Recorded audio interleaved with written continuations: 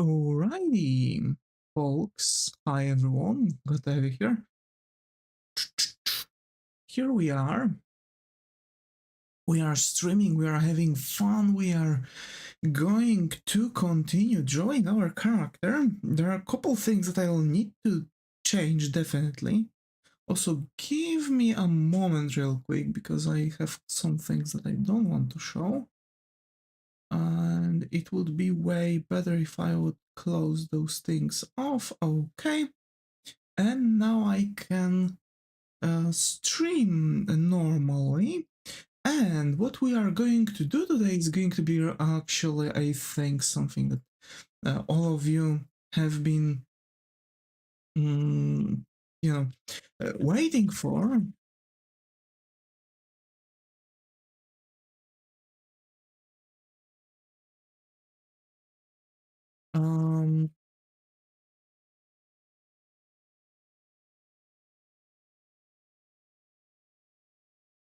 Just let me make the post on Blue Sky, because of course I'm not using Twitter. I have the card open, but I'm not posting on Twitter anymore. Yeah, it's actually going down with everything.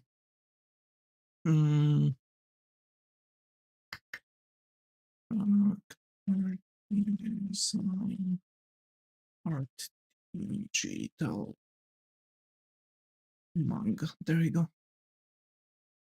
So basically, one of the things that we can notice in these designs that actually not much changed, just like couple details, because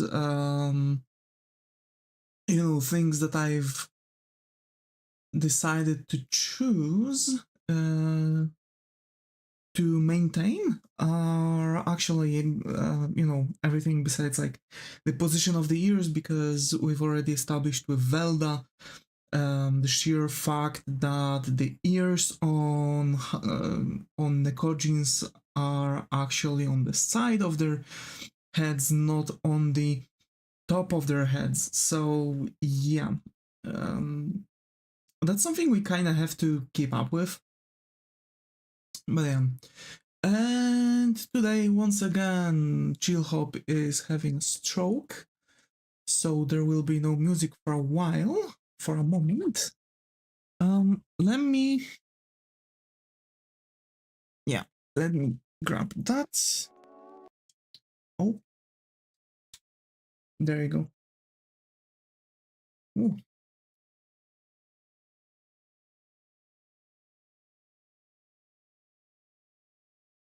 Just getting myself something to drink real quick.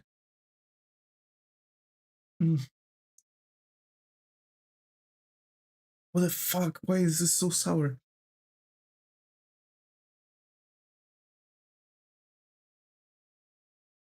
Holy shit.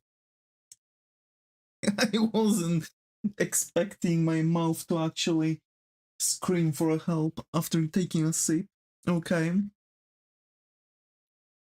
Oh my. Alrighty. So, there we go.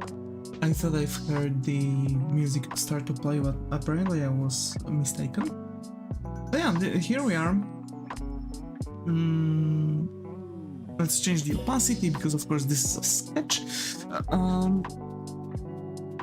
We are going to make now the proper artwork, and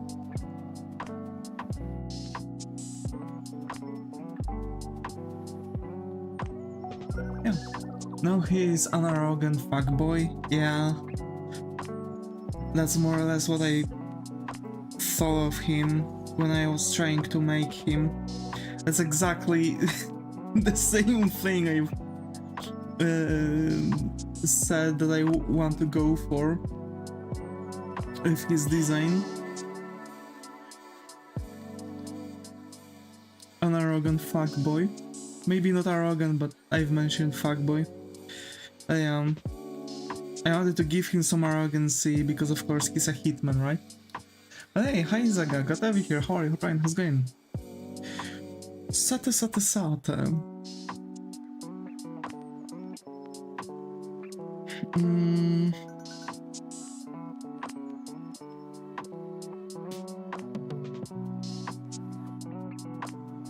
Let's continue with him. Probably I will try to finish him today or tomorrow. We'll see actually how far we'll get with him. Recently I've been on a bit more focused. I don't know why, it just so happens.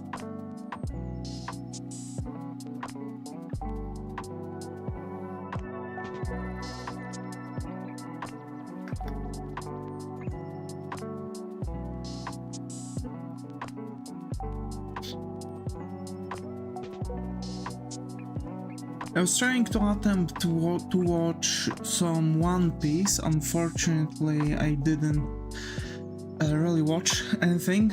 I was kind of struggling, actually, today with getting into anything. I finished last sketch out of 5 for one thing.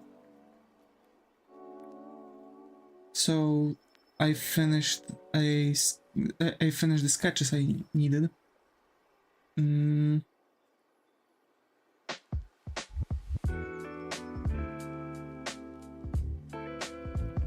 we'll see. The main idea for today is to sit down and learn some C# right after the stream. Maybe not right after, but you know. To sit down and make some late night sessions for learning.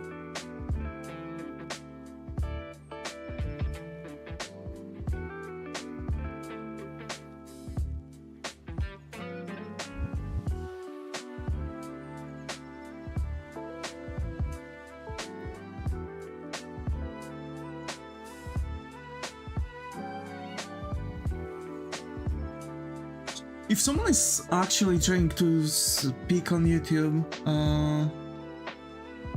just be aware that if I don't have the message, if you don't see your message in the chat, that means YouTube didn't send your message. Unfortunately, this is happening because YouTube has really messed up bot. It has no idea what it does, and generally it is not allowing me to moderate what messages are being hidden from me. If that would be a thing, I would definitely, you know, keep things up. Unfortunately, they think that they are going to moderate everything, and they are failing at it. Yeah. For those who want, there's a link in the description for Twitch. I do recommend Twitch to chat because it's actually better in showing the messages. That's a good alternative. Sometimes those are like days. I've noticed that on random people are just being targeted. Really bizarre stuff.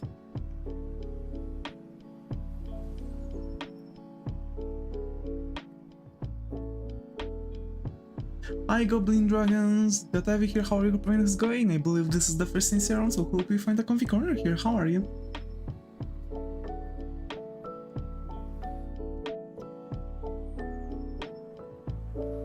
I used to be Ray Ray, but I changed my name. Hey, Ray Ray! Hi. Now I remember. Where have you been?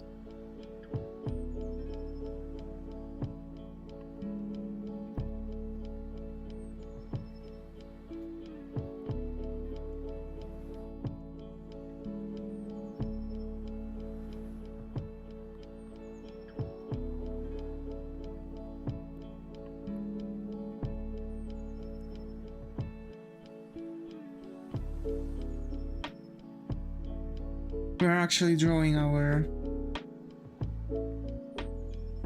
body here.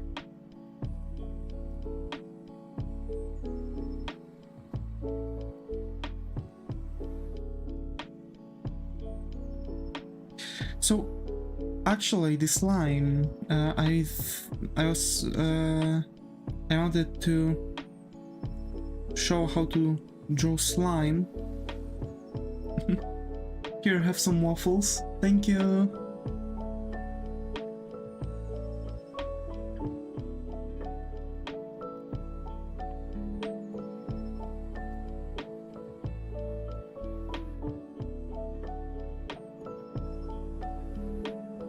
So for the general idea for slime is that slime is a very viscous fluid, like a jelly, but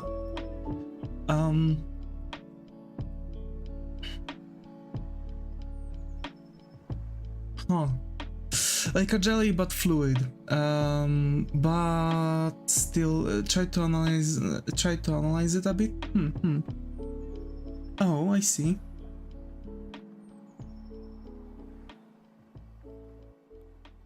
So, considering that it would be a ball, let's say like a blue ball, usually what I'm doing, come to a conclusion that they do the opaque and translucent in a very different way. True.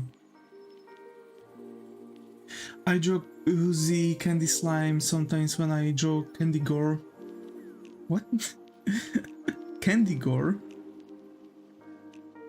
So basically what I'm usually doing, I'm checking where the light source is. So for example, if the light source, I use slime as blood. Oh, okay. Yeah, that makes sense. So considering that the light source would come from here, I'm leaving the translucent, like a break between color and the line art. Like over here. And I'm then just shading. Of course, you want to shade inwards, like that. That's going to give you an idea that it's actually, you know, getting more and more opaque on the edges.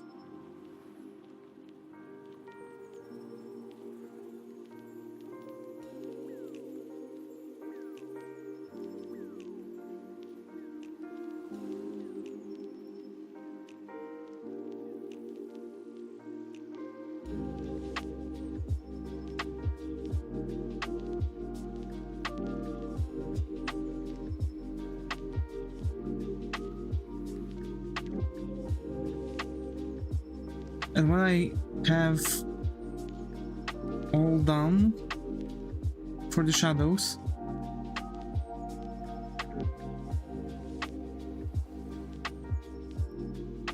I'm then making the light, and for the light I'm going on top of it, about doing it with alpha fall off, so background is visible behind and give it the jelly feel with the animation. That can work too. So when I'm making the light, I'm actually going on top of the translucent part. And then making very bright, you know, very bright shines, like this. And of course, then I'm dropping the opacity to 75%. So now you're doing more realistic slime. My style is cartoony. Yeah, my style is very realism oriented. But considering that this is 75% for the alpha, if you go over things, it's actually translucent, like this. But so it gives like, you still have that slime, there's still a lot of color into it, there's still shines, shadows, etc, but it's still quite translucent. I've noticed that 75% is like in the safe zone. Actually, we might make a slime character. We will see. I like how yours have the feel of having a core. Yeah, like, because slime's supposed to be more alive, so it would have like a core, like, you know, it would like orient all the thickness in certain point. So the further away from that core, the more translucent it will be. Yeah, like a cell, exactly.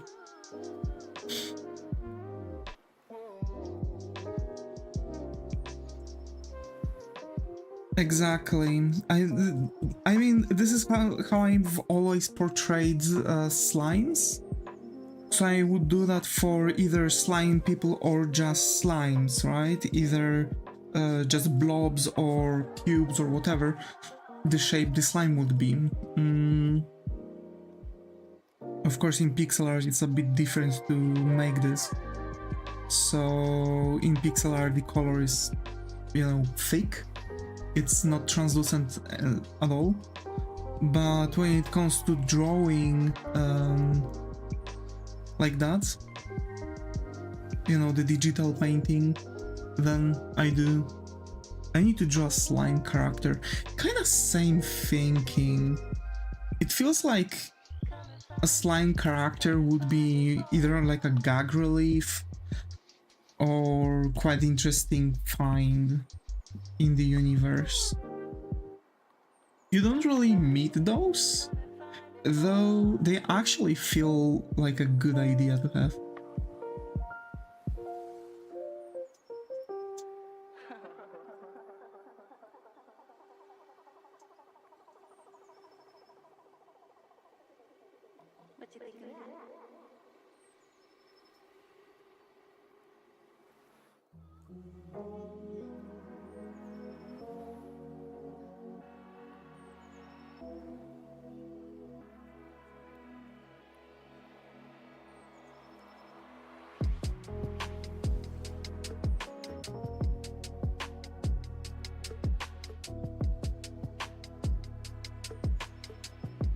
But still, considering the sheer fact that this slime would be,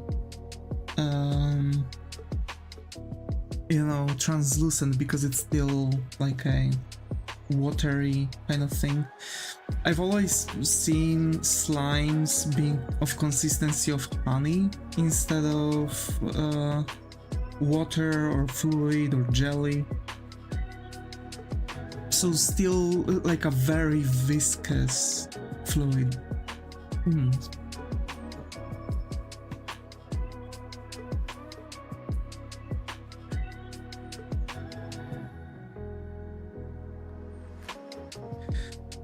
Also, I've gotta work a bit more on the commission for Viroid.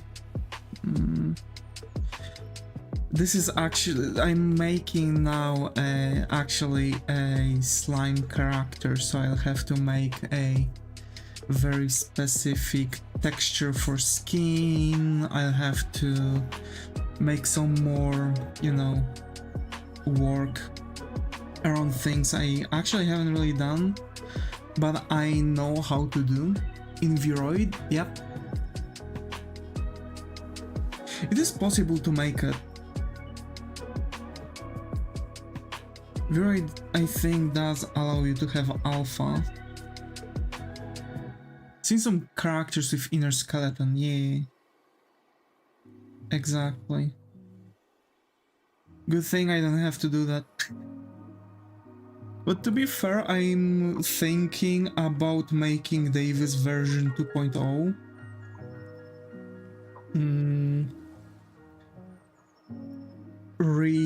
Making a... Oh, let me show you what I seen on another Discord. So actually I've got like a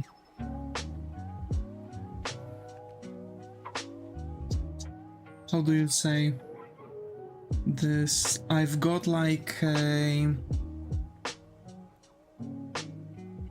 idea of making a character in Viroid and throwing it in Blender, and for the love of God just doing everything to master this character generally, like make everything that I can to make this character perfect.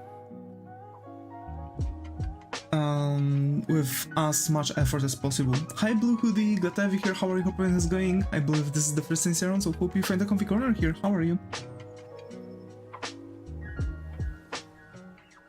Of course, it's a bit more difficult to make things, you know, in connection between Blender and Viroid. But of course, you can still push Viroid files into Blender and edit them. Though I would have to erase the, you know, Skelly and re-rig the entire character. But I want to add physics to the clothes, a bit better physics, because the physics that I have right now on the clothing are actually a bit messed up, because pieces of clothing are actually piercing through one another, so I want to make things more... I want to make things have a bit more sense generally, be rigged a bit better, give them a bit more...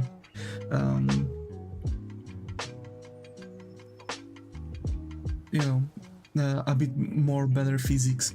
What drawing program? Clip Studio Paint EX 3.0. I need to update it to 4.0. I've got EX version, so that allows me to update. Although it's from what I've heard, no idea if it's actually allowing me. It will allow me to update it for free.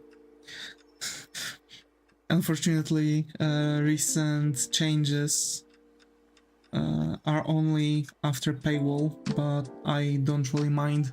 Clip Studio Paint is good software enough. Nice, yep.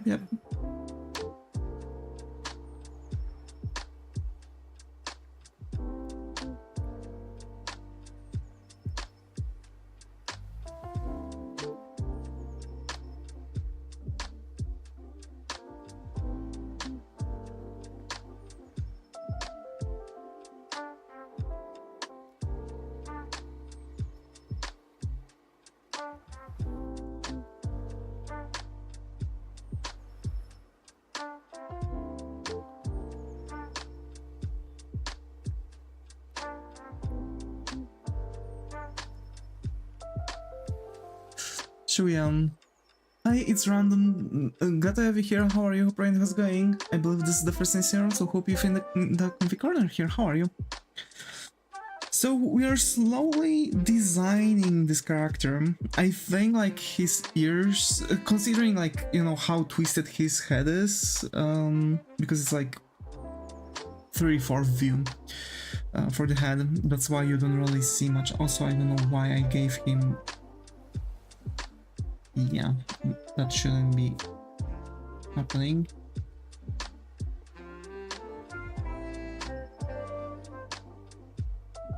This should be like a harder...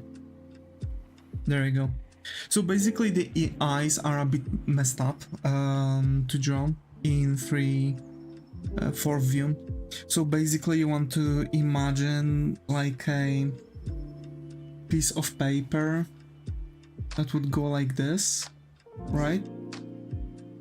More or less, so like an U shape.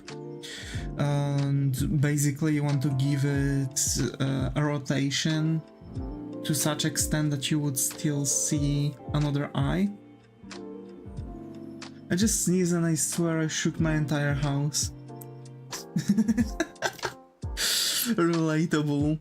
I've once sneezed and my monitor fell off. It actually started to fall over. So if you look here, the eye part would bend like this, right?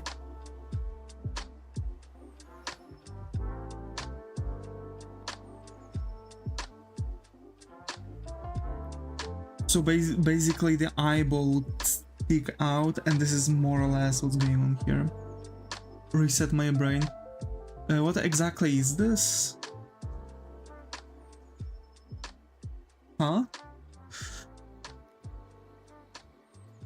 Which one do you mean? What exactly is this? The thing, it should be like a piece of paper. Actually, for those who are struggling a bit with drawing, you can actually get a strip of piece of paper and just, you know, rotate it with like cutout shape. So for mouth, you want to draw, etc., and you can just rotate it more or less in the direction you want your mouth to be, and just make a photo and use that as reference. It's actually really cool.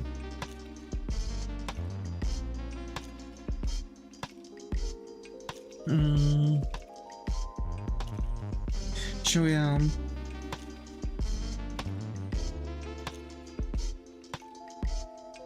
Or just open Blender and screenshot like I do. Yeah, it can go really well. Also, it depends on the style though, because you know, maybe someone is struggling a bit with stylization, and then they would need a reference with a certain style. So as long as the model, 3D model, wouldn't be in the style they want, then you know. But there's pretty much a lot of different mouths, and it's quite easy to go for any reference when you are using anime style. That's something you can be sure of. The general concept is kind of the same. It's just, you know, simplification of a realistic mouth, so you can even get like realistic model and use that as a reference photo, and it's still going to work for you if you know how you simplify everything. There's that new AI which can turn 2D drawings into pretty good 3D models. Oh?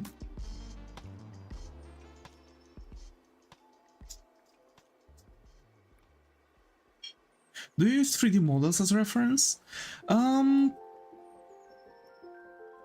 At times, Clip Studio Paint allows you to push in a 3D model. You can even make your own 3D model, but I'm usually using models like that if I'm ever struggling with anything. But I've stopped using them for a while, and actually, you know, I'm slowly pushing everything to, you know, just use like reference for a pose or anything like that. But I do definitely recommend using, you know, 3D model for reference. It's really good, especially if you struggle to find a reference photo on the internet.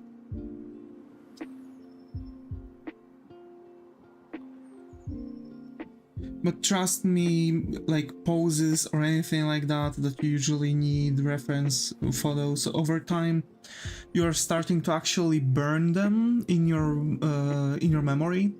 This is called visual library.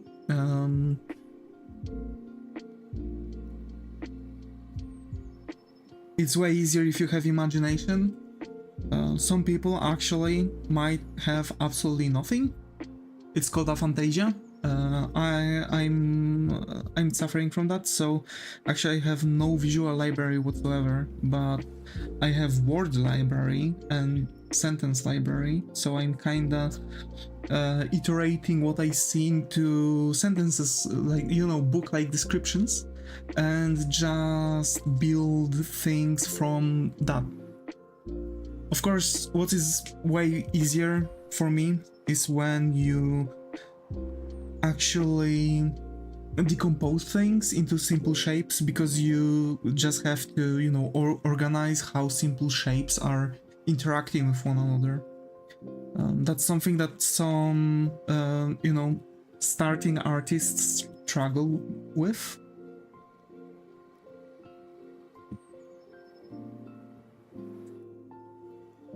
Man, I really need to make DAA again. I kind of miss this, you know, possibility to, you know, explain stuff, explain drawing and shit. I would have to make a rerun though, from the very beginning. Like my, you know, explanation, for example, started to differ. But it's kind of like that, you know, learning method, the rubber duck method, I'm quite fond of. Basically, whenever you want to learn something, you just have to explain it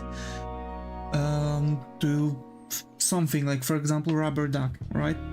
That's why that's where the name comes from. Lo-fi? Yeah, we have lo-fi songs in the background. Actually, I think I could make them slightly louder. Hope it's hearable, because I'm always struggling with it. Some people hear it, you know, way too well, some people don't hear them at all.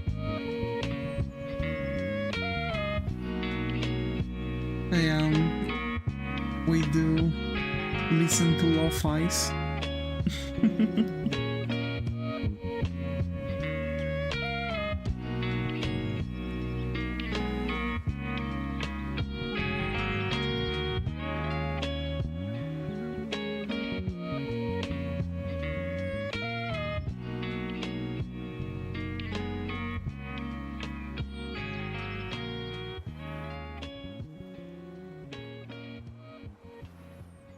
Also, as you know, Zega, for example, mentioned that there are AI tools. Of course, we should. It's on the louder side now. Oh, okay. Then maybe like that. I'm still kind of trying to, you know, because for my headphones, of course, it's a bit louder than, for example, you might have in the software, because I've been, you know, playing a bit with the sliders.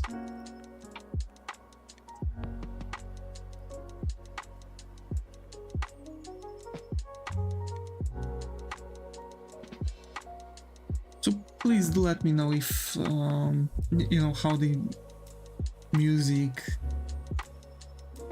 sounds.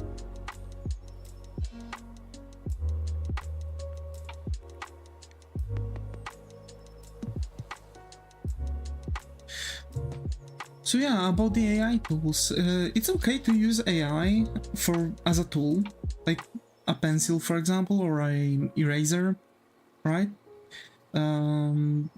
It can be kind of used like those dolls that you can position.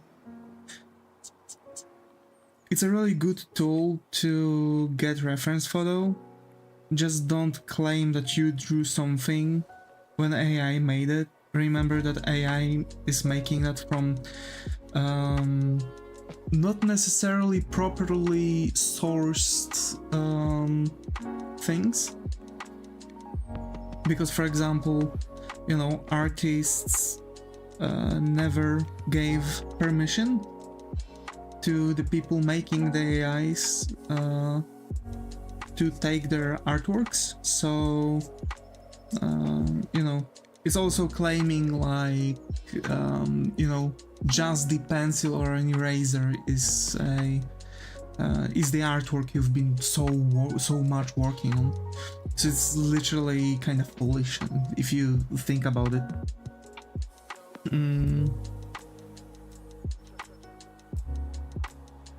But yeah, getting a reference photo this way is really good.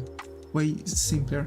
Also, you can do a construction force control net, then AI will make character designs fitting to your construction. You don't have to hassle with reference angles. Yeah. That also true. So those tools are really, you know, those tools are really supporting you.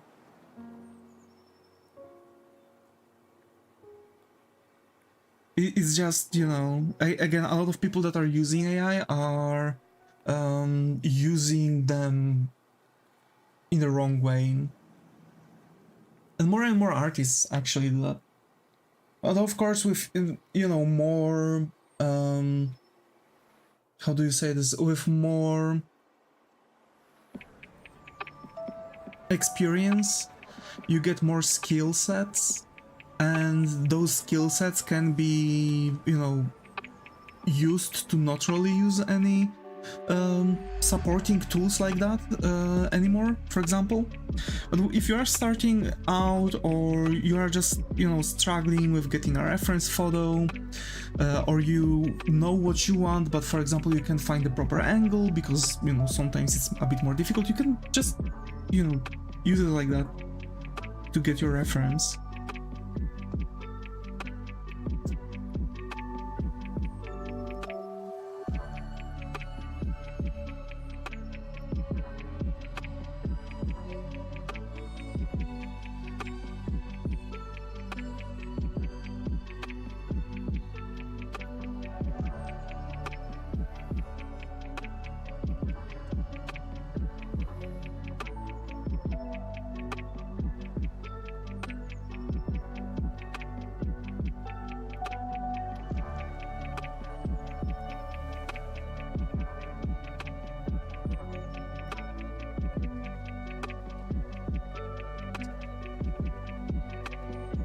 So yeah,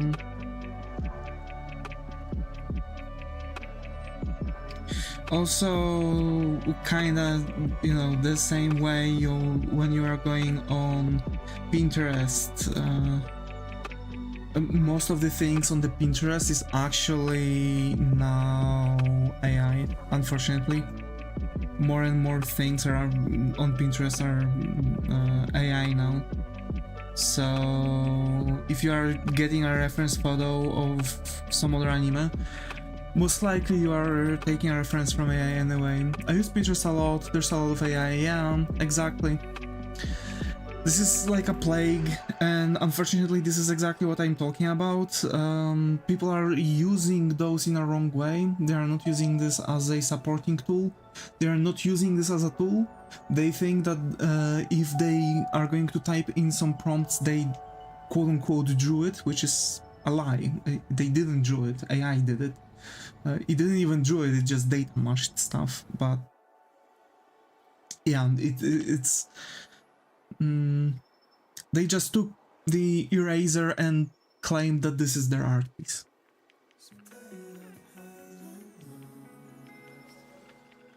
Also, it had a lot of cool stuff. I like seeing other people's art, but I hate when they just claim AI as their art. Yeah, exactly.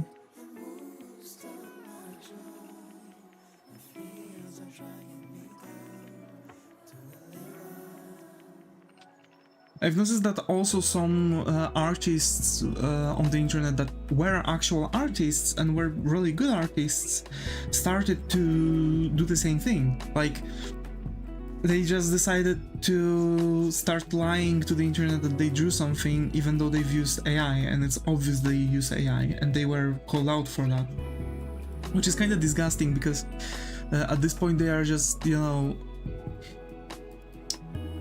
they are now kinda mess things up on the art world. I'm getting pretty good at telling if something is AI or a drawing. Oh, they are getting better at it. I mean, people can still say if something is AI or not, but AI is getting better for, you know, artwork generation. I'm wondering about text to video though. If you see enough, you can tell. Yeah, exactly. If you just stay up to date and you see more and more AI artworks, even the newer ones, the better ones, right? In quote unquote the quality, you can still claim the if something is the thing, AI video, yeah.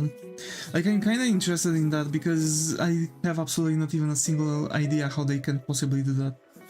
Like, I've seen so many people doing this AI video on YouTube, it's just disgusting. Looks like my dreams, bro. Yeah, it's like a disgusting slope that they are going for now. Who was that? Kebblecop? Something like that? Dude literally just started mess around with AI and you know, he says that this is his dream, etc. Like, this is what he was fighting for. Did like 2K ref images with the new top of the line AI models before that I could not tell, now I can tell so easily, yeah. You've seen those AI cut thing? Yeah. Yeah, I did.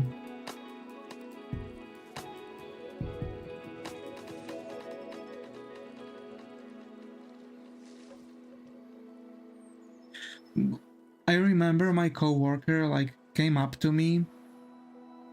There are some really good AI video tools though. They are horrible and annoying, yeah. Like, my co-worker just came up to me, showed me like a photo of a cat and like, why are you showing me an AI generated photo? And like, oh, you know, how did you know that this is AI generated? And like, you know, because he went into ChatGPT and asked for generating a photo of a cat.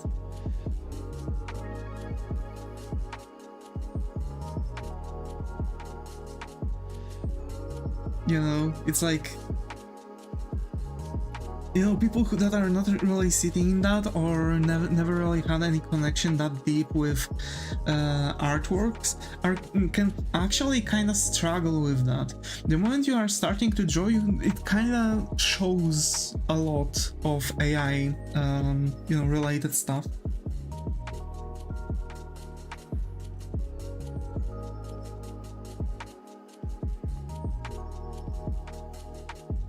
I feel like, though, AI generated videos can also be quite a nice source of references, like for example for some small movements. Details are just gibberish, yeah, exactly. YouTube Shorts is plagued with AI slop, yeah. That's why I'm not watching YouTube Shorts anymore. That helped me to cure myself from, you know, YouTube Shorts struggle with that.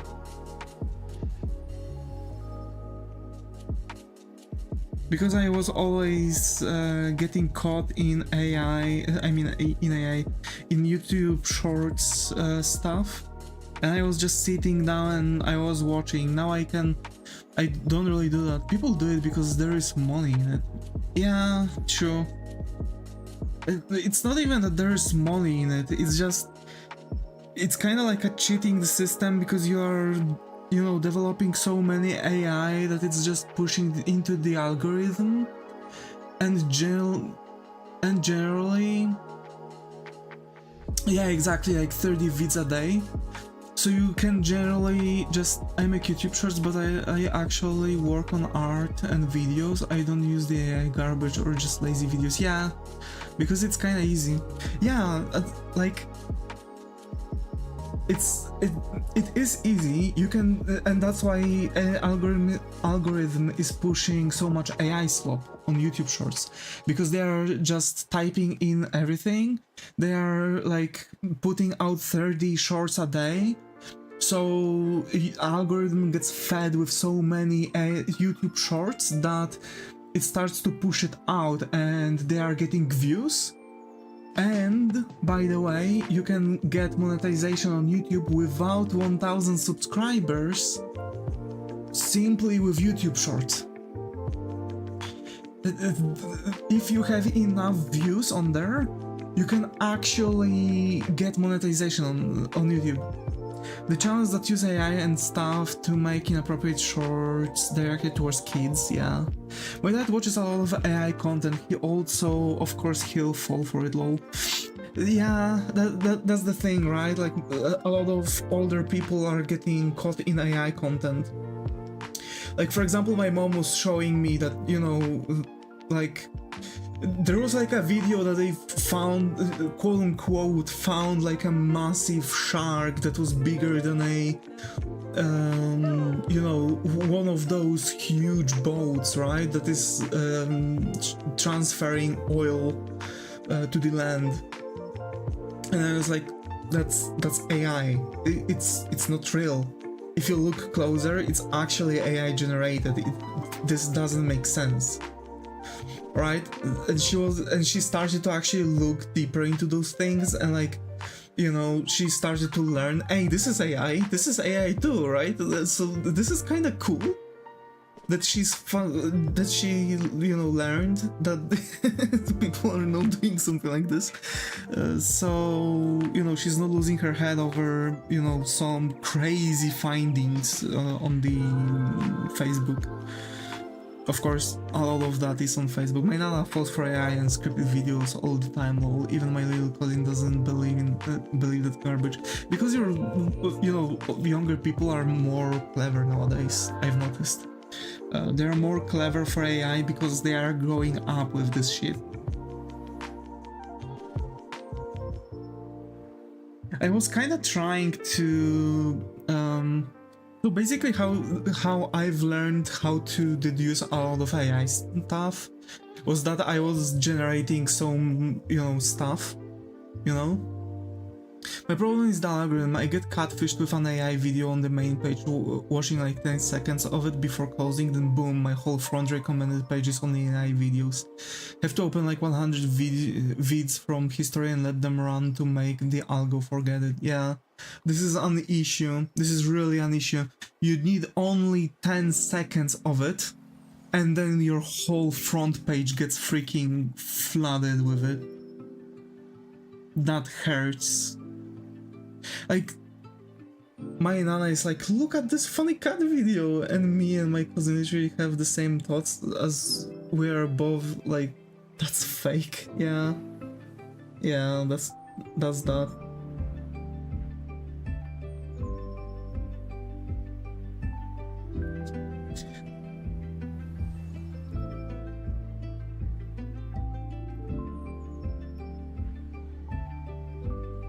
Yeah, my mom also can't tell if something's AI. Yeah.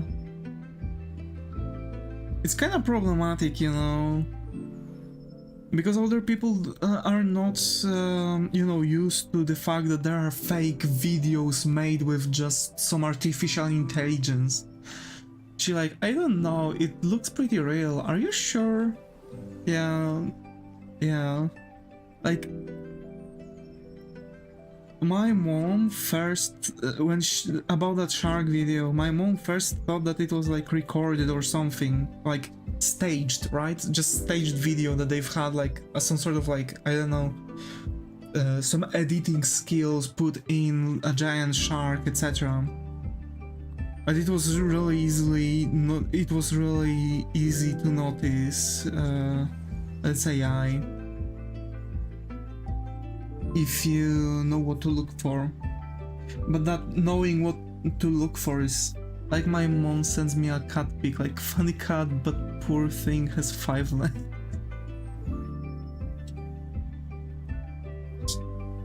Yeah.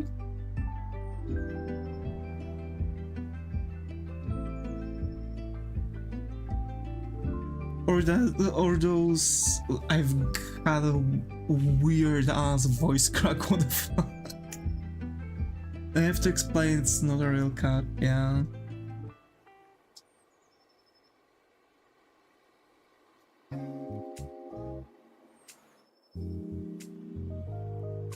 My father caught up with the AI stuff and he was like, why won't you learn how to train those AIs? And, you know, people are getting money from that. I kind of feel like I have way too much honor for my craft to, you know, to use AI tools and train them. Last time she visited me, I showed her that we can do like any image. Yo, that's crazy.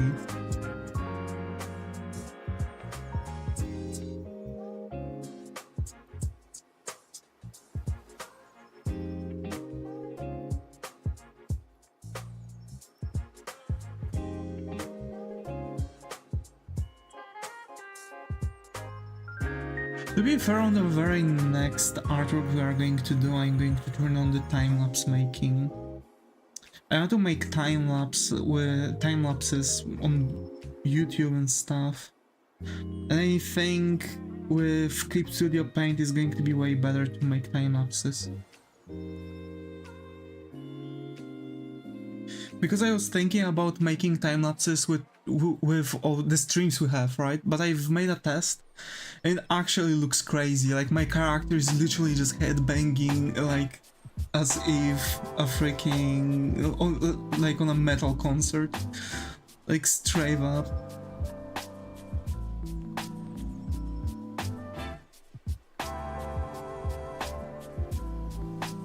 I don't know, I can try to put it out, but yeah, it was way easier with my pixel art model when the animations were looped. There we go.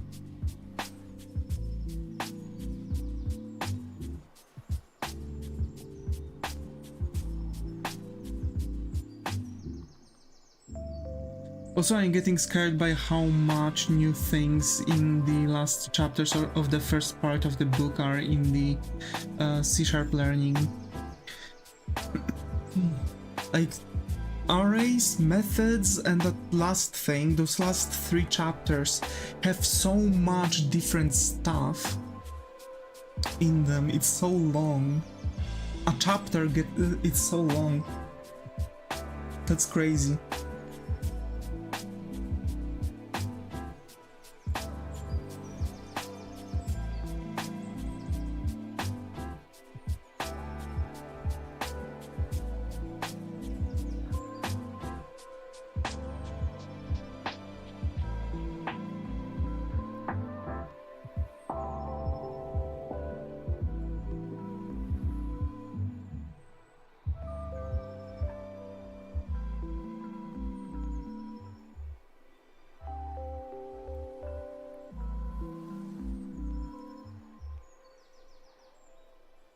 Maybe I might come back, maybe. Alright. Thank you for coming. I have to say that the entire...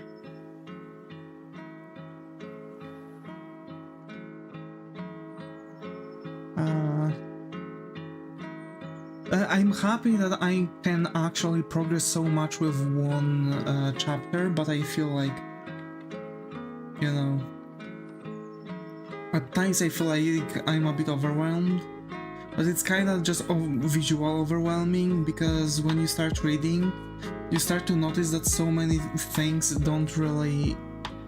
are just things that just had to be said.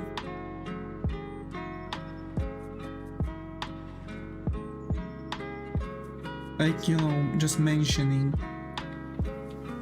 Level 13 is kinda important. Yeah, level 13 is what I'm on. Methods. I'm going to actually get to it after a moment.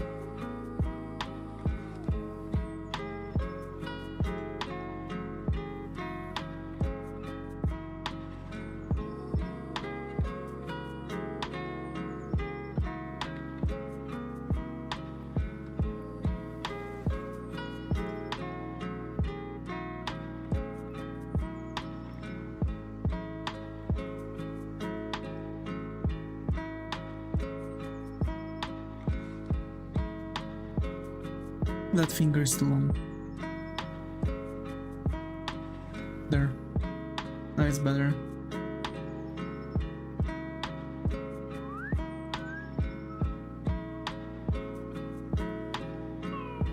I don't know about this area.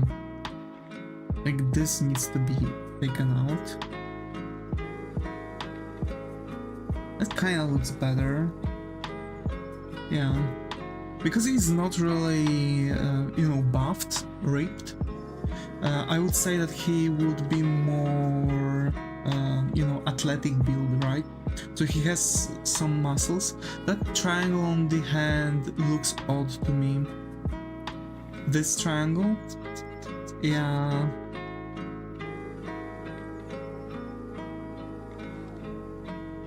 Needs to be smaller.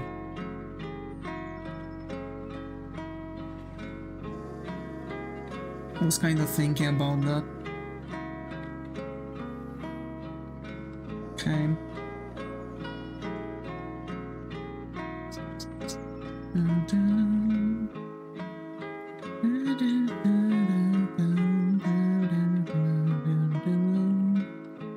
I have to say I'm having fun with character design. No, I don't know why. I've always loved character design. I was always the you know, the type of artist that had like crap load of different OCs.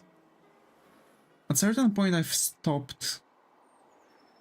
It was more of a choice to finally settle with certain set, but I've never really got to develop this set of OCs I wanted to settle with.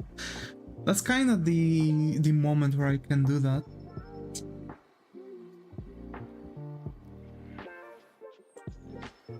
Finally, after years.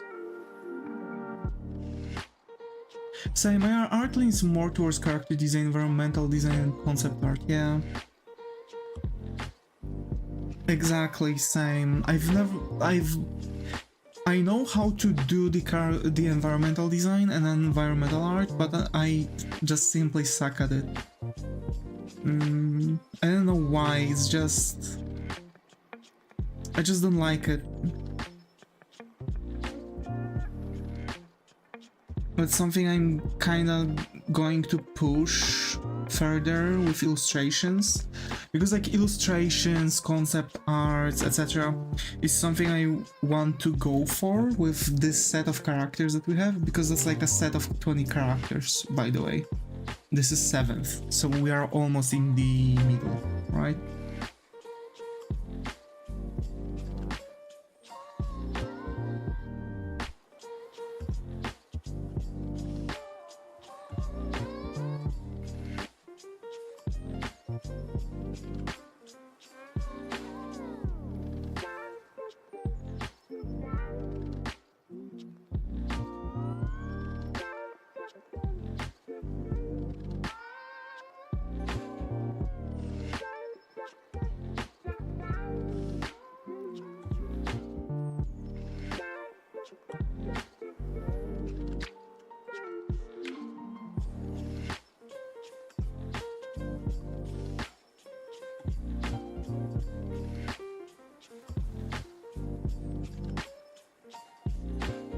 There's a lot of things that goes for environmental, like so many different things that have to be done differently, but it's the same logic behind, for example, different character designs. Like, of course, Knight is going to have shining armor, and the same kind of texture goes for any metal object in the environment.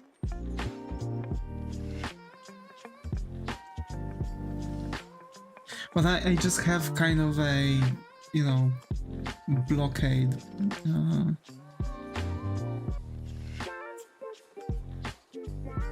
In my brain.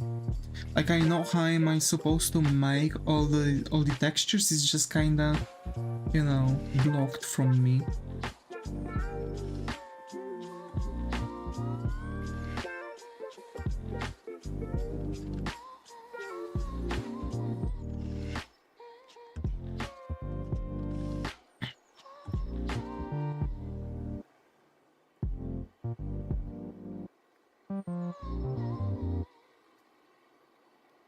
So for those who wonder, this is more or less exactly how you know, my pipeline goes.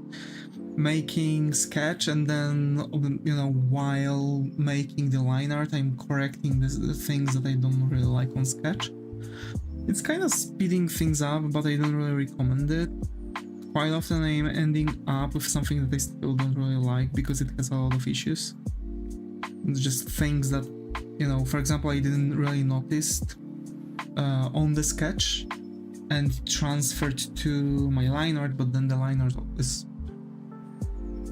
Do you draw traditionally? Yes.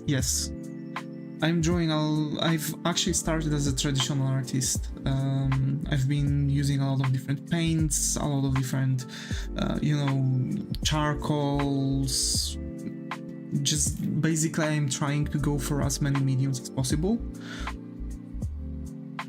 Even went for like, you know, sculpting in clay, wood, stone, just generally trying to make as many things as possible. Of course, it's better to focus on one thing. That's why I'm, you know, doing a lot of digital instead of traditional, because it's cheaper. If you think about it, you have to spend a lot on the mediums you are going for, like for example colored pencils, paints, you know, or just something as simple as paper. Over time you are, you know, over time when you are drawing a lot of different things, for example like I do, because I'm drawing every single day, it's actually way better if you sit down and go for digital art, because you actually save on it. That's something I can say. It's good to have some stuff for traditional art, because of course it's a bit difficult to make digital art, you know, on the go. That's why whenever I'm going somewhere, I'm taking a normal sketchbook and I'm drawing traditionally on the go, because it's just easier. But when I'm sitting at home, I prefer to actually draw digitally, because I'm not really using those resources, right? Of course, also in traditional art, you mess up a paper and it's something you don't like, or a project you don't like, you just throw it away and you wasted a paper. In digital art, you can just pick up the canvas. No eraser, rubber lint everywhere in the room. Yeah, exactly. I remember when I first got a bigger graphic tablet, right? Because I was using those small Wacoms before, Wacom Intuos. That was my very first graphic tablet. Now I'm using Huion. So I'm actually rather flabbergasted by I was flabbergasted by the amount of eraser rubber lint on my desk when I started to clean it up. I've got like a really huge pile. Basically it was like when you get those smaller paper bags for like a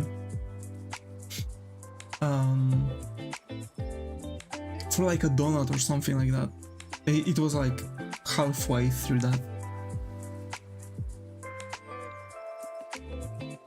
Don't know if in every country they are the same. It's just I'm, you know, shooting my shots that maybe someone will understand what I'm talking about. But yeah, there was a lot of that.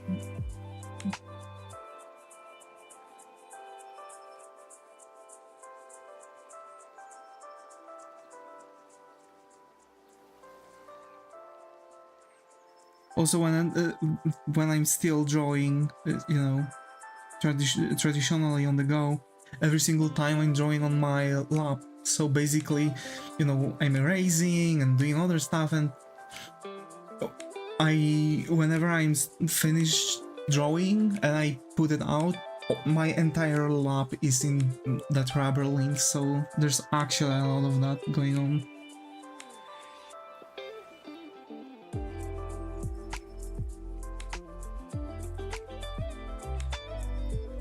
I'm more of a traditional artist. One benefit of traditional art is that it helps you build confidence. True. That's why I actually don't really struggle that much with my lines anymore. It did actually help me to build that confidence. I wonder if I still have some photos of my traditional art. I believe I've showed them, but I'm not sure.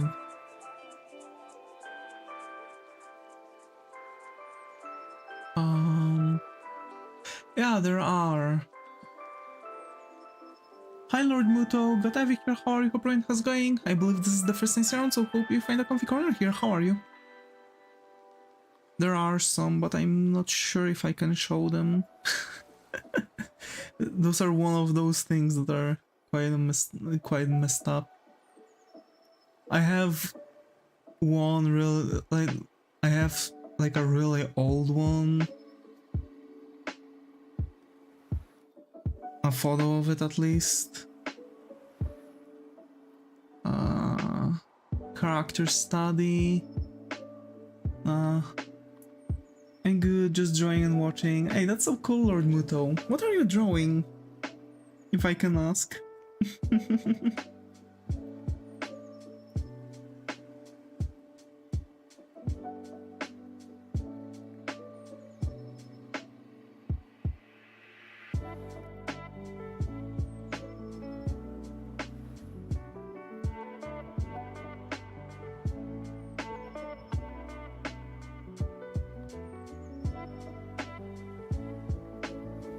My OC? Hey, that's so cool.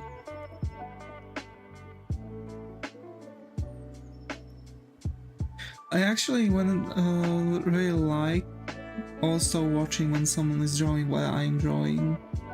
I don't know, it gives a really nice feeling.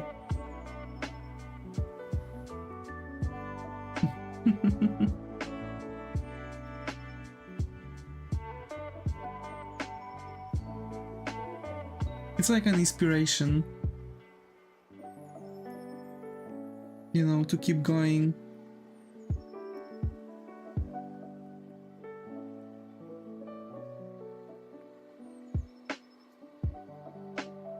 Yes, it does.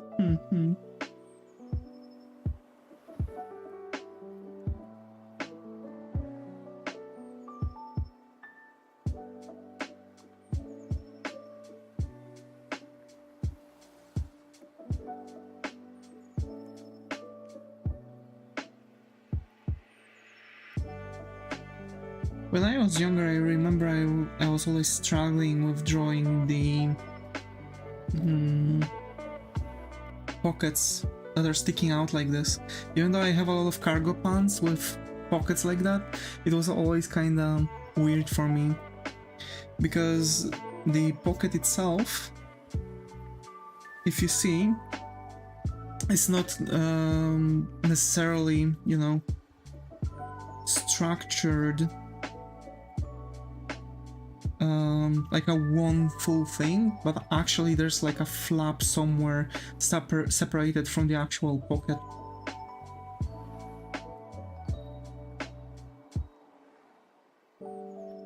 It really gives more of a problematic feel to look at, but yeah.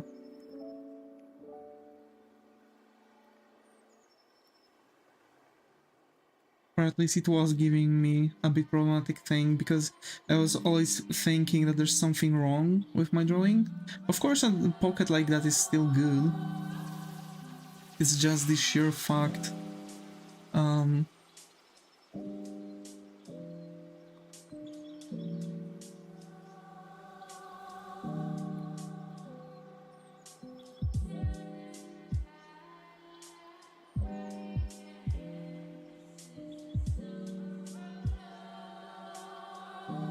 you know, of an observation and type of the pants, right? It makes more 3D.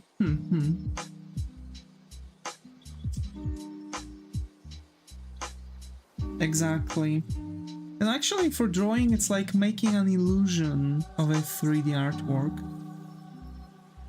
Because you don't really have a possibility to make a 3D, because you're drawing something in 2D anyway. But drawing itself is like kinda trying to achieve an illusion of 3D. That's actually what something that I've heard from a friend of mine who's really a fantastic artist. And actually this advice helped me a lot when I was still learning.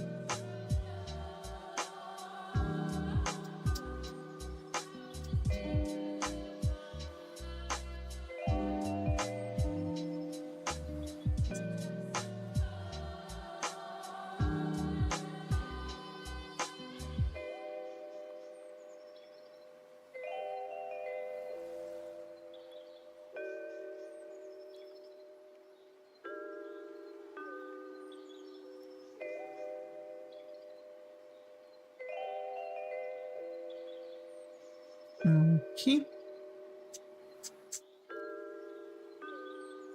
So of course, like the way how lines are going on, how you... Are you drawing your own characters? Yes, I'm drawing my own characters. We used to make some fan arts, but this is actually an original character. So far we've made 7.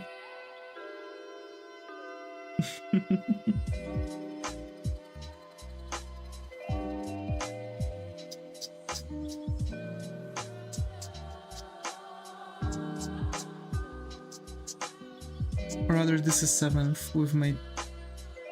Is it 7th or 6th? I don't remember now. 6. That's character number 6 out of 20.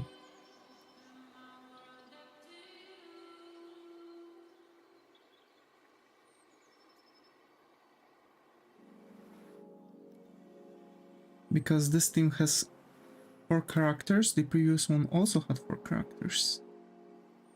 That's a lot, yeah. But I'm making like a universe of sorts. So I've made a lot of characters because I want to, you know, have possibility to really draw a lot of, you know, interactions between those characters. You know, just have a lot of characters to choose from depending on what I would feel, because each team is kind of built for a certain way, for a certain like a story, right, for a certain thing.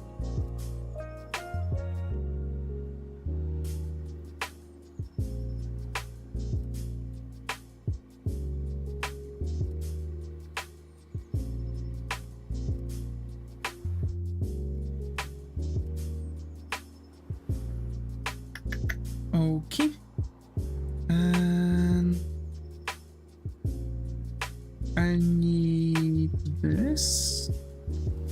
Well, actually go like that. That sounds fun. Yeah, it is. Not only, you know, not only drawing the characters themselves, but actually, you know, just sitting down, oh, I want to draw some funny illustration today, and so you are just picking characters that were designed to be funny, right? And you don't have to really think about that. Not only that, any team can be portrayed in any kind of situation, actually. After all, they are based on D&D teams, basically. So like each team has like a main purpose, but any team can actually be portrayed in any given situation over time. And it does give a lot of fun when you are, you know, just, you know, you sit down and you can just draw your characters in any illustration. I never played it. That's okay, that's okay. Generally it's just, you know, story-driven game, right? So like, the characters themselves are story-driven. That's what I have in mind. For them at least.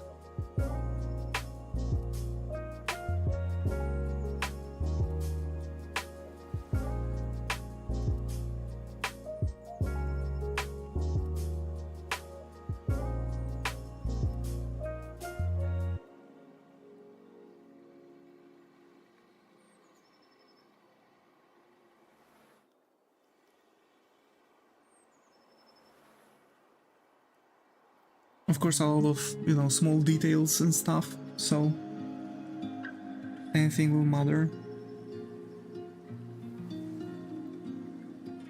But yeah, I do recommend, you know, thinking about something like this. Artistic universes, after all, are a really good way of portraying not only your skills, but also, you know, your capabilities as an artist. If you are creative, if you know, if you can work with specific style, because of course you have all the designs, you can do whatever you want, you can even change their art style over time with your art style changes, and that is going to be visible because you can focus on just portraying something. You have the characters, you can just focus on the portraying. I used to make illustrations of absolutely random characters.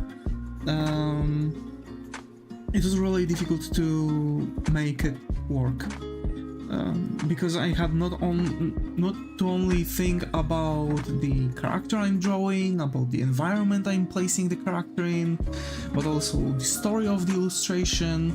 So, you know, I do different art style. That's really good. So, you know, the general thing for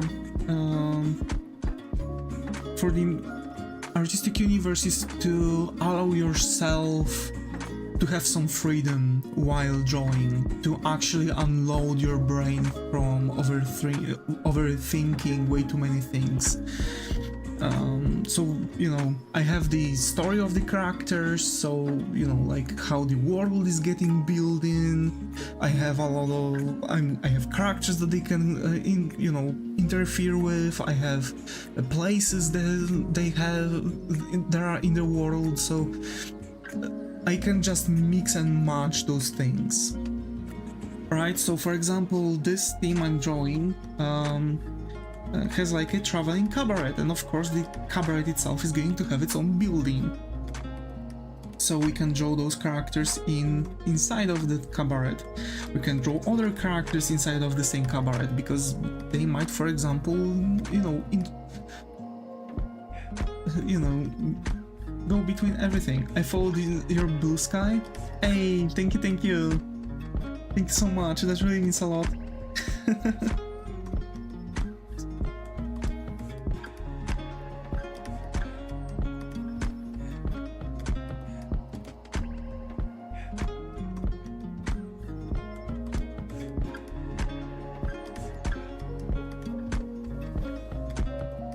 After moving from the other platform, you know, it's actually really good to find new people.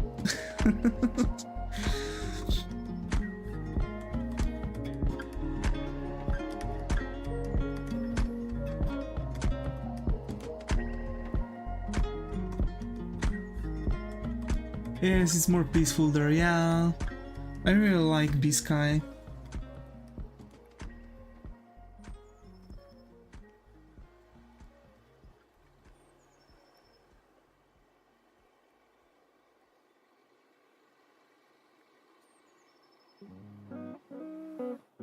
Okay, and we are slowly finishing the character itself.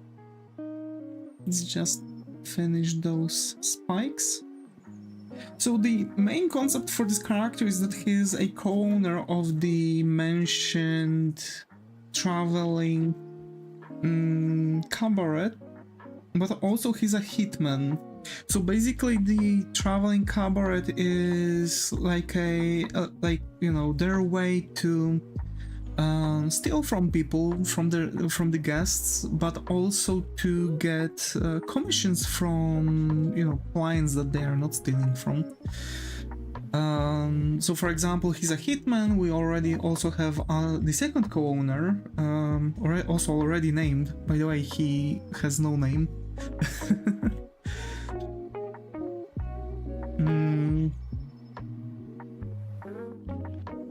So feel free to give some ideas for the name if you feel like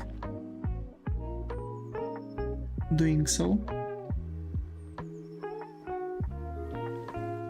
Okay, and I think, yeah, the character is looking nicely.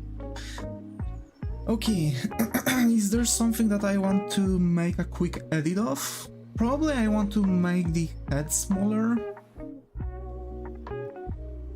Just a tad bit. It looks way too big.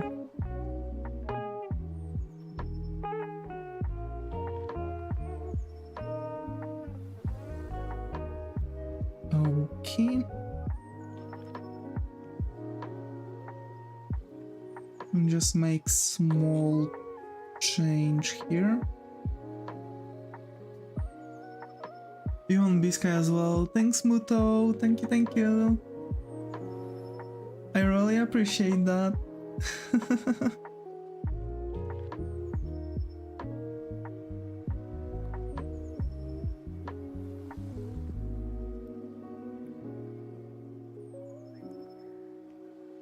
His head is a bit on the square side. Yeah, it's also really, really rectangular, isn't it? I feel like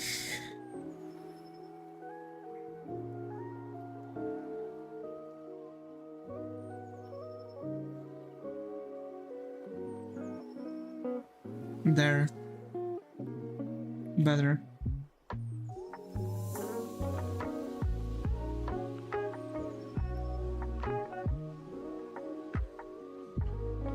Yeah, way better.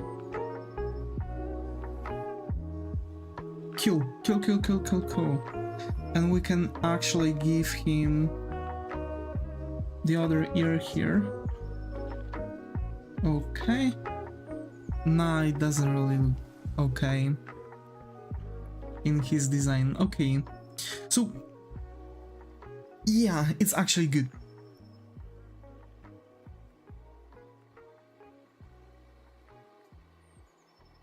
I'm quite often, before starting to color, I'm actually giving myself some time.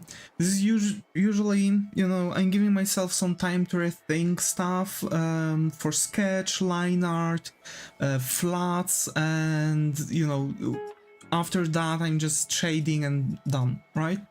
But it's good to give yourself some time to let your brain process what you have on the canvas, because of course your eyes are getting tired. You are, for example, missing some stuff because, you know, your eyes are not working properly as they're supposed to. They are not catching as many things. So of course, you know, it goes in. I hate coloring. That's exactly what I was saying actually some time ago, but to be fair, all I needed to do was just allowing myself to get out of the comfort zone, because I was really close on coloring. Whenever I had an attempt, it wasn't really getting out. And I felt like it's actually taking way too much time for me, and I was getting bored of the piece.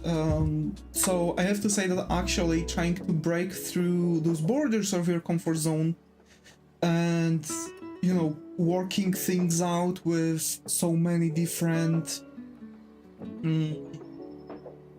you know, working things out with so many different options you can get, learning some theory. Of course, coloring needs a theory to learn, because, you know, there are some things that can't be skipped, like, for example, how specific colors are going to influence the viewer, like, for example, black, red, yellow, what emotions they are bringing into the design, how many colors, because actually you can give your character way too many colors. Max is 5, and like the best amount is 3. And with 3 colors you can actually go for 60-30-10 rule, and generally if you go for that, that's your, you know, line where you can say, hey, this actually looks okay, this looks good. That's why a lot of artists are using 3 colors for their designs. Of course, skin tone is not counting in, because of course, like, different skin tones are going to have different, are still going to, you know, are not going to count into the color range. But actually, like, for example, the clothing colors, etc., that's what counts in for the coloring. Yeah, I still kind of feel like coloring is taking too much for me. I feel like I would prefer to, you know, stick to black and white drawings, but, you know, my art style takes a while because I used to the blending technique. To be fair, for coloring, I'm also using blending technique.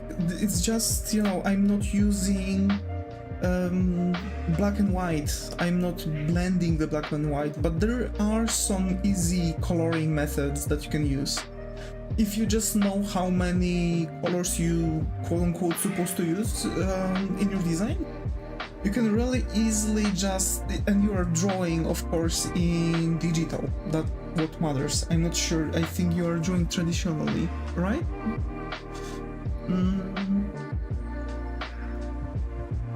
But yeah, but basically you can use no. Oh, okay. So you can use in digital correction layer and gradient map. If you have your black and white drawing, you can actually change the color of your black and white and just immediately color it with gradient map. So for example, if I'm going to make let me show you. If I'm going to make a gradient with black color to the white, like this, right? New correction, gradient map, and I can hit any different gradient map and you can see that it's actually changing color. How cool is that? So basically, gradient maps can actually support you a lot. This is what I was using when I was drawing realistically, quite a bunch, because I was drawing realistically in black and white. And when I started to actually learn some coloring theory, I've learned the rule how many colors I should use, what colors are going good, like, you know, the triads, monochrome, etc.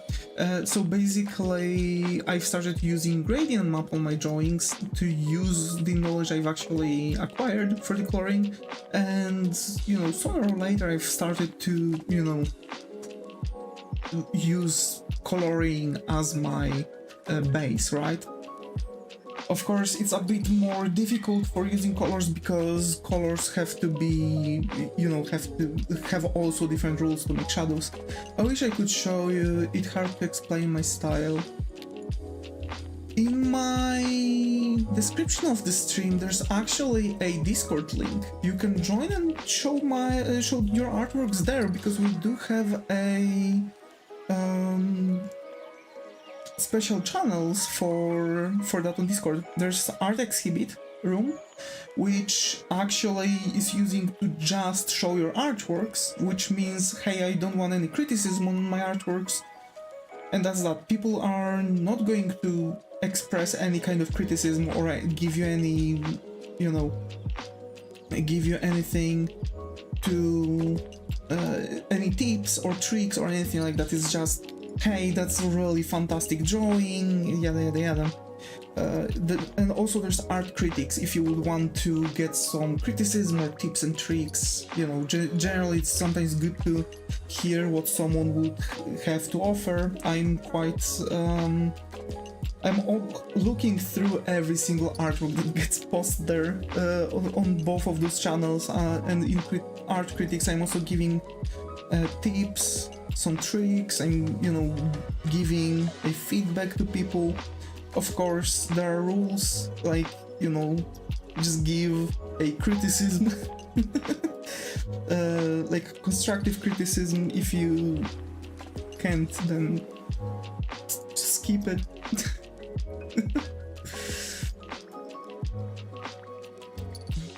But yeah, I do want to invite folks, newcomers that will want to join our Discord server.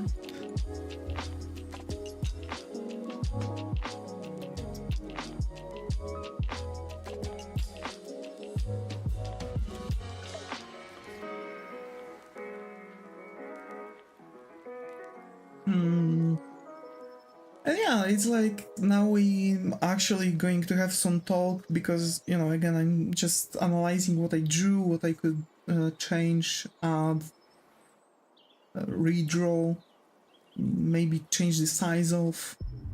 This is really good practice to make, actually. to analyze your own artworks. You can learn a lot from that. If you are self-critical about your own artworks and you are actually looking through them with you know, the viewer eye and not the artist eye, you can notice a lot of things you can, for example, work on. That's why, you know, that's why I really like to make a halt on the drawing session, and you know, sometimes just sit down at times like that, make some short talk, small talk, maybe talk about some stuff, maybe show some tricks I can say, like in the previous at the start of the stream, I've shown how I'm making slime, how I'm drawing slime texture generally.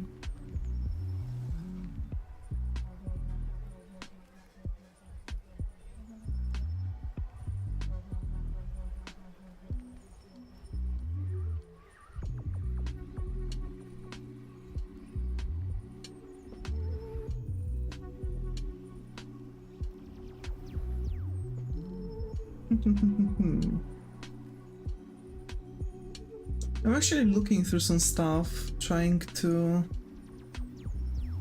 trying to join your Discord. Okay. I think also if the link is not working, I think I might need to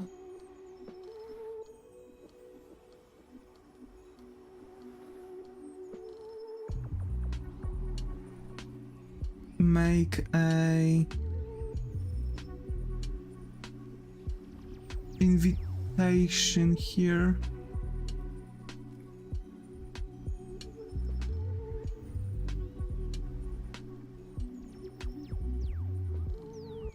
Wait.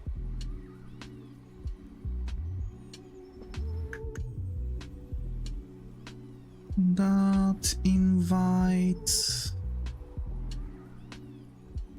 Yeah, there are some invites that can actually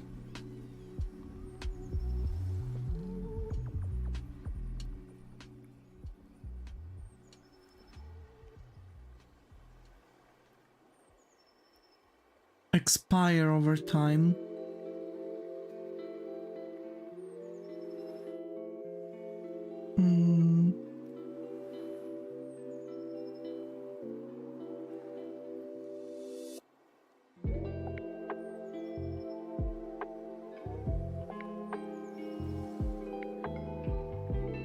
Okay, is it? No, it's not going to work. Sometimes, I don't know why, but from the description, the invite link is not working well. Good with technology. It's okay, it's okay. Sometimes I need to, you know, copy and paste the link. If you click the link, you should automatically join our Discord server. Sometimes from the description it's not really working out.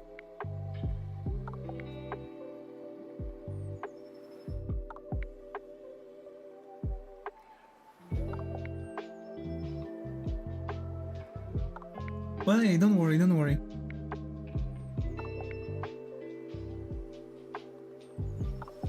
Everyone needs a moment, sometimes.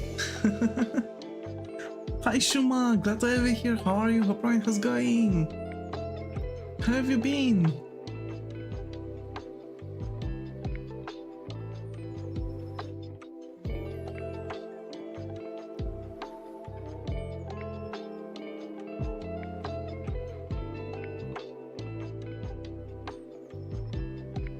Also, folks, you know, newcomers, also feel free to subscribe. It's really...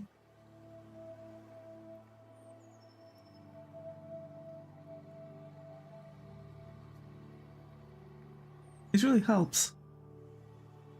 I'm doing good, I'm just chilling right now. Hey, that's so cool. Yeah, we're also chilling just now. we finished line art for the artwork, for the character design. I'm now just, you know, pondering what could be done differently for it.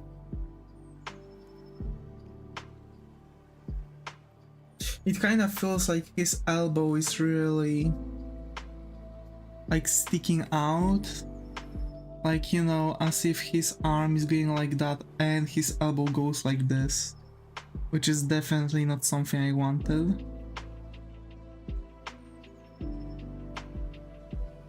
There you go. That's much better.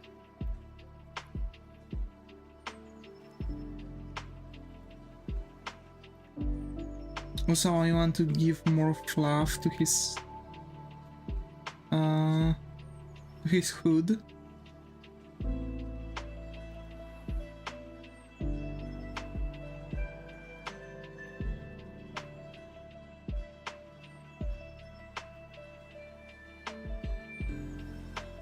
Okay.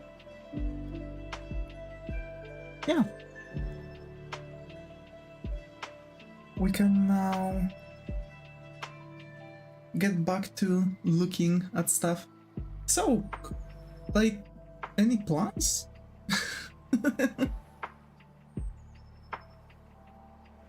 I'm probably going to munch on something.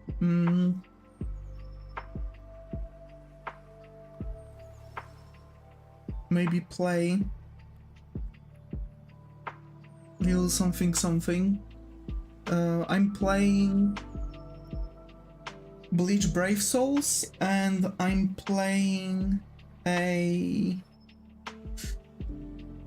how is it called? I'm playing Xena Zone Zero. That's a mouthful.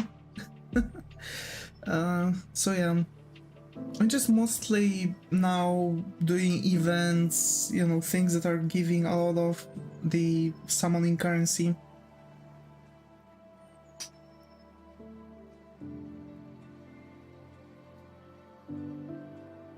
I actually really want to get a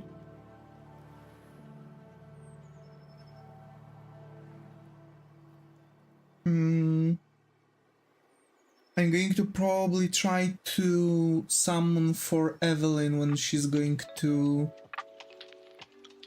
appear.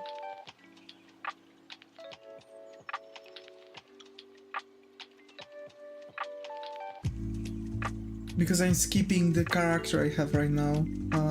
That is, you know, that is right now summonable.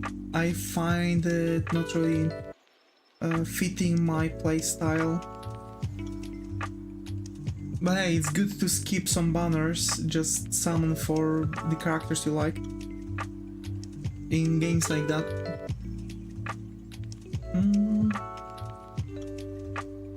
Now, actually, what other character I would have to get?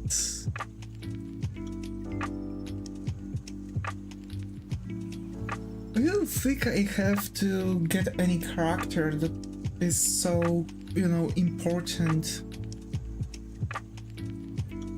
It's actually...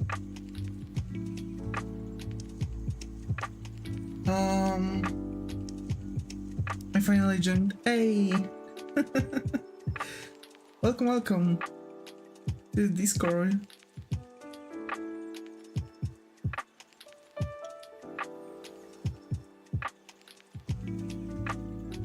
So yeah, probably I will turn on an episode of One Piece. I'm really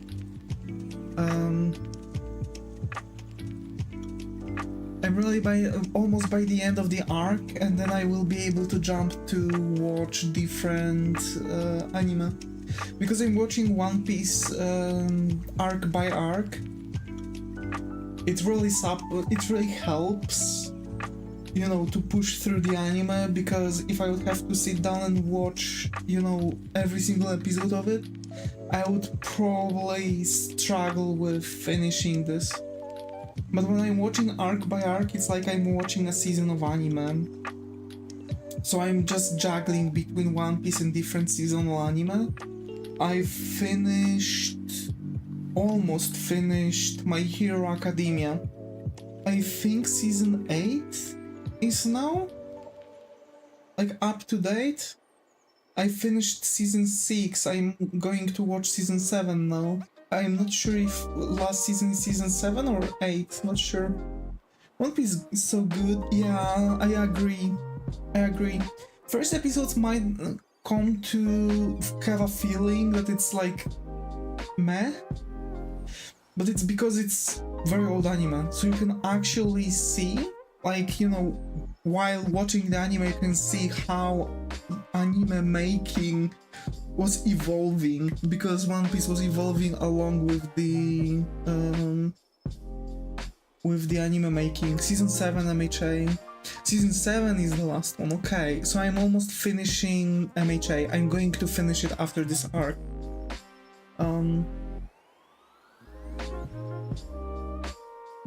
Because I'm now on episode 189. 195 is end of the arc. And I'm going to watch 7th season of MHA, which is 21 episodes long. I'm going to watch another arc. Not sure actually. I'm skipping all the episodes that are not canon. I'm skipping all the additional episodes because I just want to watch the anime itself, the story itself. I don't want any fillers. So I'm actually pushing through a lot for this anime because more or less in the middle you are getting so many fillers that it's actually a bit too much. But this is also why One Piece has so many episodes, because there's so many different filler sagas. If you calculate how many actual episodes there are, One Piece would be literally right now in half, like with the amounts of episodes, more or less, because that's how many fillers there are. Also, we might have a iteration of One Piece, a remake of One Piece, when this One Piece is going to be done. Because Oda mentioned that he's not really happy with how he made the story, especially at the very beginning. This is also showing how much Oda evolved as an author. Because he explained that he had so many issues throughout the beginning of the One Piece, where he had to rush some stories, and he just don't like how the story spans out. There are some people saying that actually the new story of the One Piece is going to be more or less what the One Piece live action has, where so much of the story got smooshed into just a couple episodes. I find it really cool. It gives so much better explanation of the story, of the world. I really like the live action, by the way. I really like the One Piece live action. They've done a really good job on that. I mean, Oda was the one making the story, so of course that it has a good story. Also, I think Oda was picking actors, so that's also really cool. They do feel quite nice.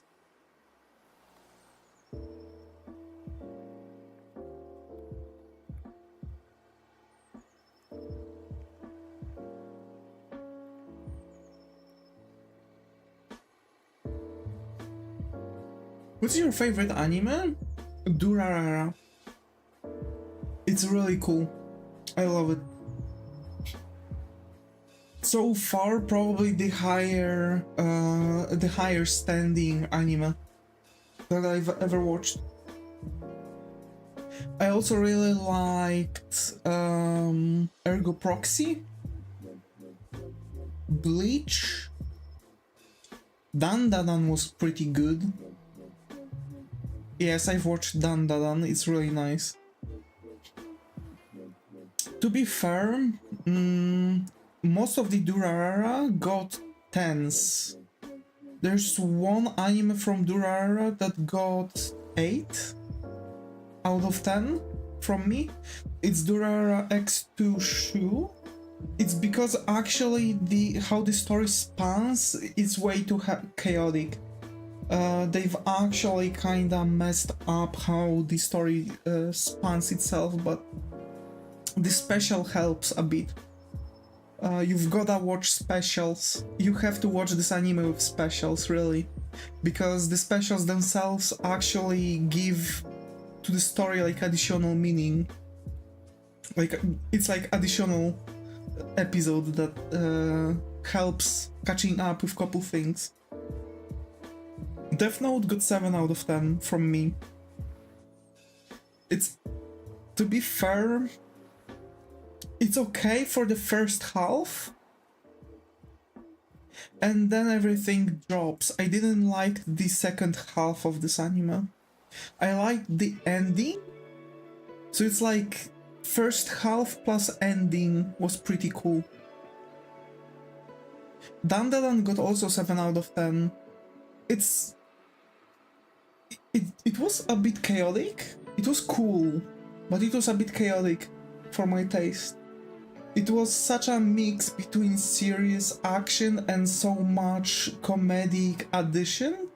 Like, you have a serious action, and then, like, you know, they're interpolating that seriousness with so much comedic setup. But yeah, I really liked the way how they've made Dandadan. I really like the art style too. It's quite simple, but it has something to it, you know? I wish more anime would be made with it, because it's like a mix-up of the new age anime with the old school anime, you know what I'm saying? So, like, as if you are watching some older episodes of One Piece with the old style, but made with the same quality as the newer anime. I really liked it. And to be fair, My Hero Academia got like really low grades. Like most of the anime is quite average, mostly because it's like half of the season is a-okay, another half of the season is meh, and then there's, you know, it's like interpolating between some no action with action.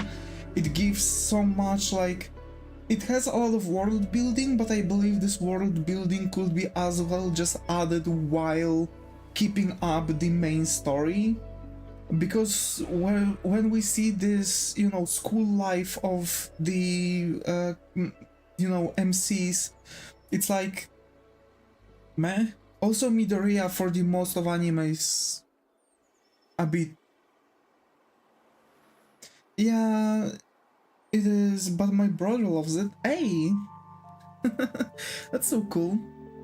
Well, yeah, first season of MHA got 6 out of 10 from me, second 4 out of 10, third got 3 out of 10, fourth 5 out of 10, fifth 5 out of 10, and sixth actually started to catch up with the quality and got 8 out of 10. So the 6th season of MHA got more or less the same quality as the entirety of Bleach. Because Bleach got 8 out of 10 from me. Ergo Proxy got 9 out of 10. Ergo Proxy is something fantastic. It's really mind-boggling. If you really like... mostly because I really love Durarara. And Ergo Proxy gives me the same vibes from it. Like, straight up. If I would have to ever have, like, you know... if I would ever find another anime like Durarara, I would just watch the shit out of this anime, I'm telling you.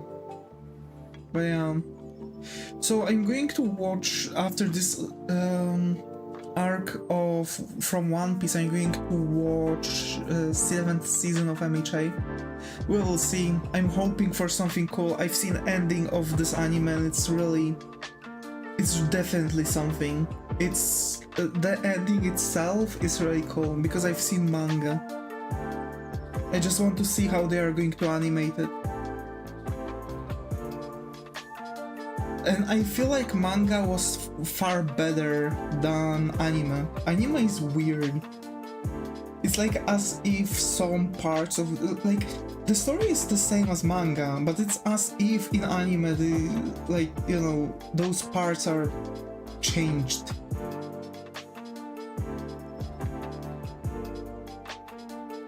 After Boku no Hero Academia, I'm thinking about watching either Steins Gate. You should watch Link Click. It is so good. Link Click. First time hearing that name. Let me add it to my plan to watch. Link Click. Shiguan Dailiren. It's Ona. Hey, that's actually Bonen no Zando is also Ona. Onas are quite good. I have no idea what's the difference between Onas and actual anime, but I'm going to add it to my plan to watch list. Both seasons. Yeah.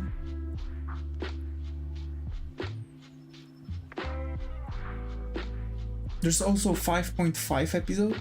Want some wholesome comedy with a bunch of action and blood? Undead Unluck. I've seen Undead Unluck.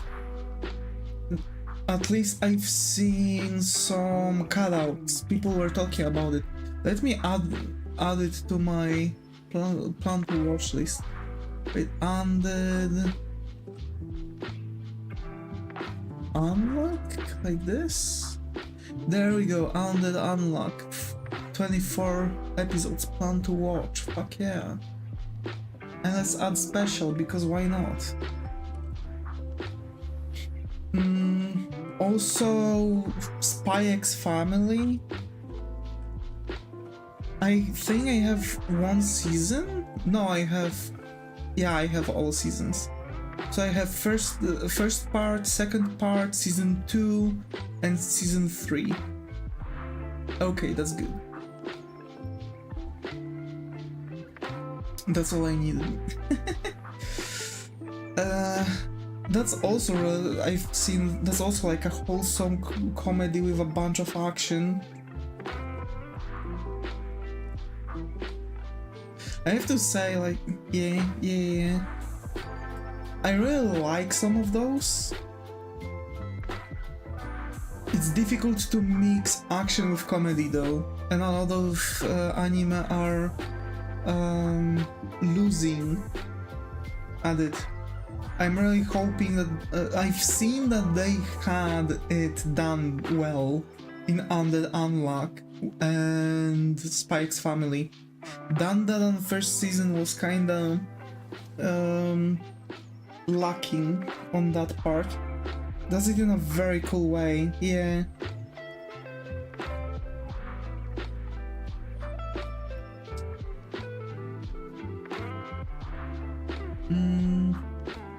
So yeah, One Piece now at 195. Wait, One Piece arcs. There we go, from Wiki. So now I'm ending Skypiea. Then there's G8 filler arc, long ring, long run. That's a mouthful. From 207 to 219. So after MHA season 5, I'm going to watch those episodes. Then I'm going to skip 2 filler arcs, go to Water 7 from 229 to 263 episodes.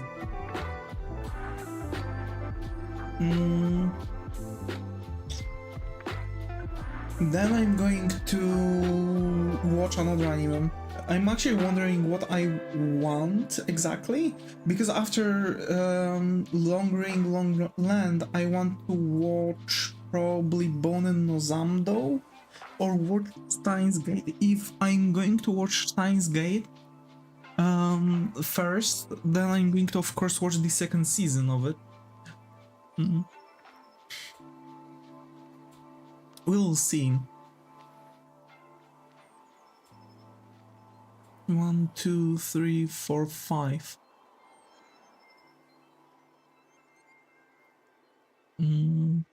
They don't connect in that way. Oh, okay. But I can still, you know, I prefer to continue the story if I'm going with it. It's 2 seasons of Steins Gate. Yeah. Like, oh right, because I have to watch the second season, Steins Gate 0. Yeah. Before the last 2 episodes of the first season. Yeah. So I guess I'm just going to watch them too at the same time, because I prefer to have like a good view on it all.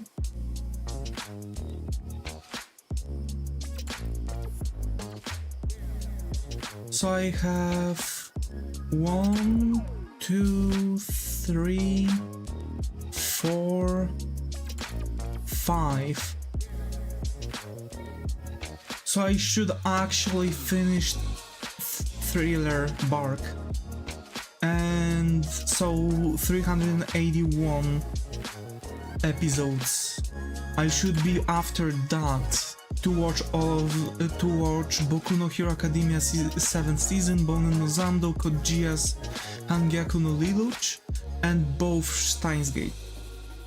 Because the last episode of season 1 is the last episode of season 2, kinda. I see. Hard to explain. Yeah, I get you. We've talked about it actually, I think. I think we've talked about it.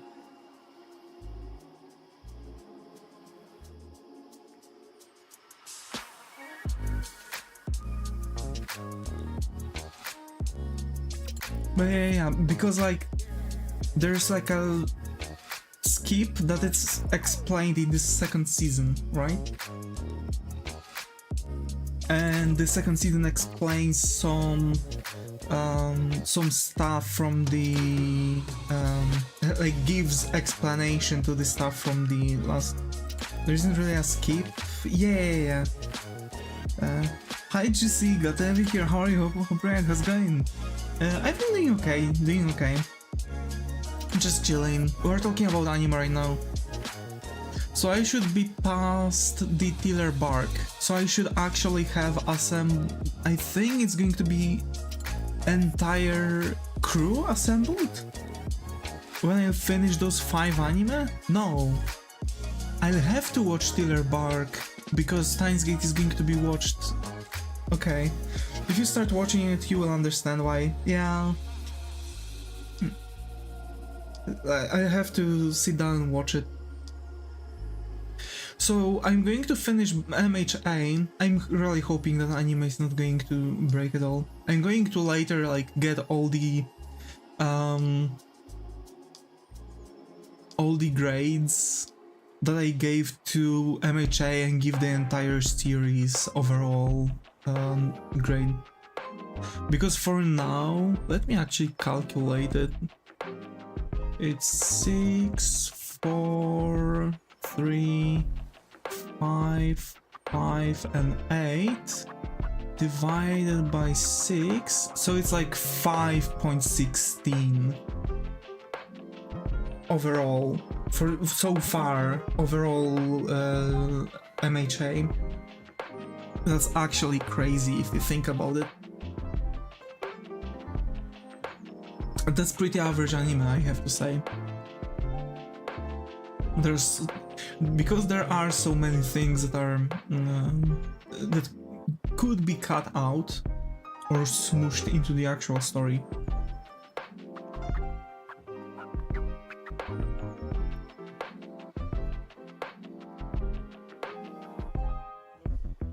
But yeah,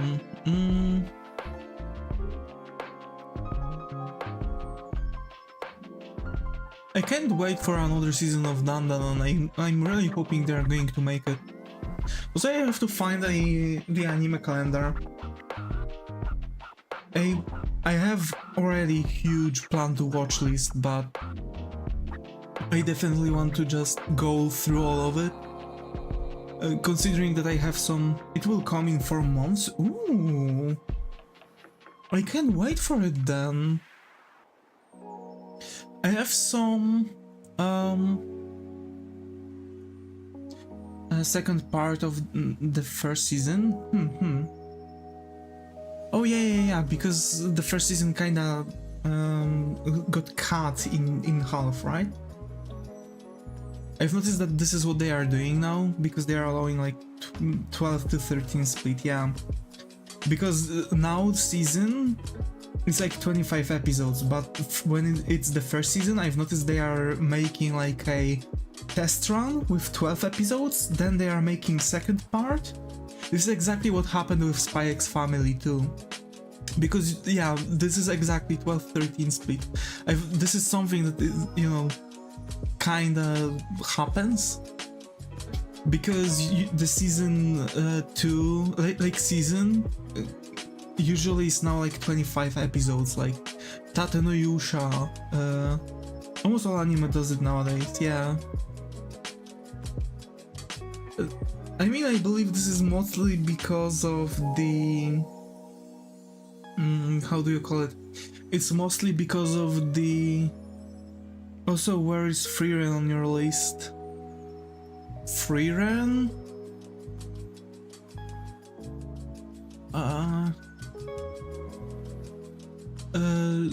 So no, Freeren is 155 and second season is 156 on the list. Listen, I think I have 174 anime in total in plan to watch. The list grows, but most likely it's not going to be watched in that exact order, like 1 to 170 something. I believe I'm going to throw in Freeren,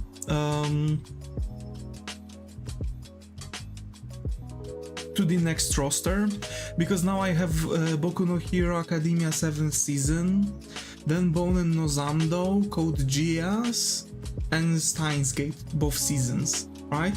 So that gives me, let's call it 4 anime, right? Because I'm going to watch Steins Gate both seasons at the same time, more or less, right? Because before the 2 last episodes, I'm going to watch the second season.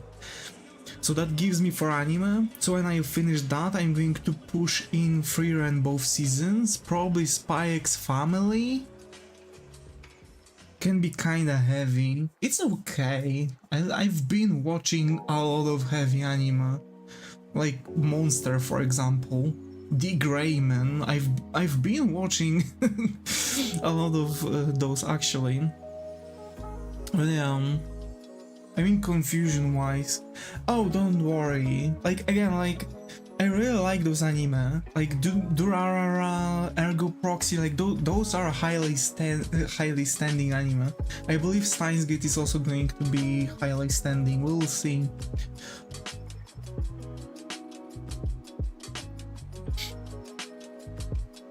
Like, I watched 5 episodes back to back and lost track. Yeah, that can happen. With Durara it also can happen. Because, like, you know, every several episodes you are changing to like different character, but sometimes it's not obvious that this change is also pushing you back in time. So you, for example, until you see the character saying the previous characters that you've been watching action for in, let's say, middle of the setup that you've seen before, of those, let's say, 3 episodes, you don't know that you've been pushed back in time. So some stuff might seem obvious, some stuff might seem not really obvious, but then you have the episode where, you know, you have connection with everything. I do recommend watching Durarara. It's really cool. And I won't shut up about this anime, really. I really love it. The designs, like, I really like the way how they've made Stealthy.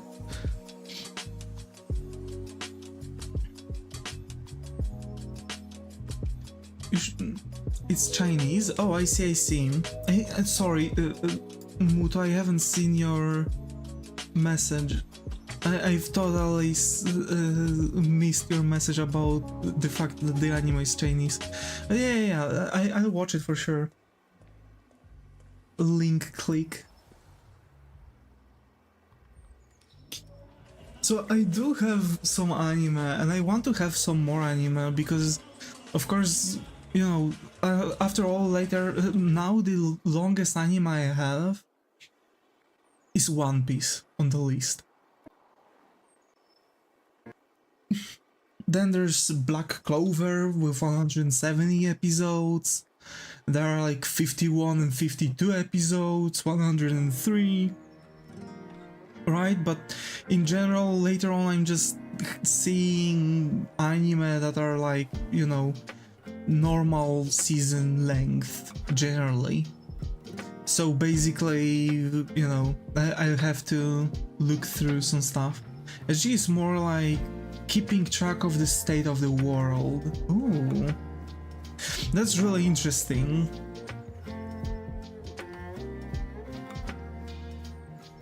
But I really like it. This is also more a beat in Durarara, because you see, like, for example, how gangs are forming, how they are disbanding, etc. So like you still see like how world is changing. Like, for example, a gang war is happening, so some characters have to run, dodge some things. Like, you know, trying to not be seen, trying to run from some characters. And you could see that before that wasn't a thing, so you know, see how stuff are forming generally. It's like events are put on the timeline and have to take attention on what prevents what and what overrides what, or what's not connected. Ooh. That seems way better now. Like, again, I love those stories. I love stories like that. But yeah, I don't see much of longer anime.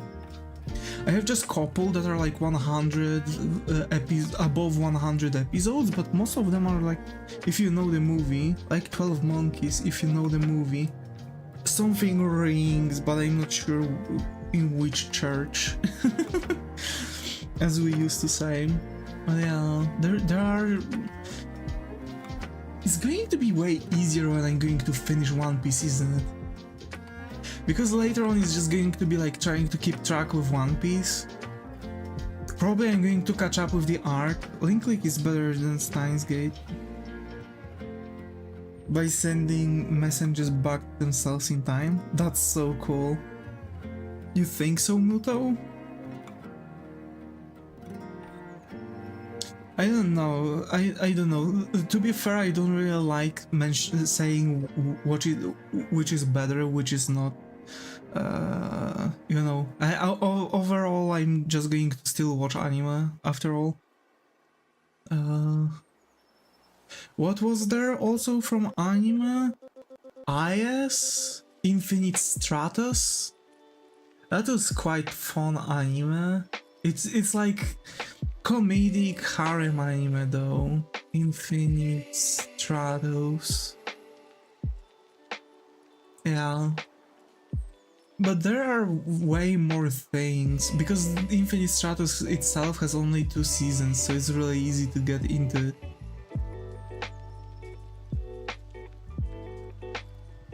Redo of Healer? I think I have it on my list. Wait, let me quickly do the thing. I'm generally just adding anime to watch. I don't really tend to watch OVAs or special episodes because it's usually really difficult to get. It's like 20%. Oh no. Nah, I don't mind. I mean, I've watched High School DxD. Hi Skylar, glad to have you here. How are you? Hope it was going. So I don't really mind it. Redo of Healer. Isn't it okay? I don't have it on the list. Plan to watch. There we go. Isn't that the anime where a guy is like breaking fingers of some women, and then he's healing her and starts breaking her fingers again, and he does that for like couple hours in anime? Yeah, I think that happened too. Okay. Gotcha.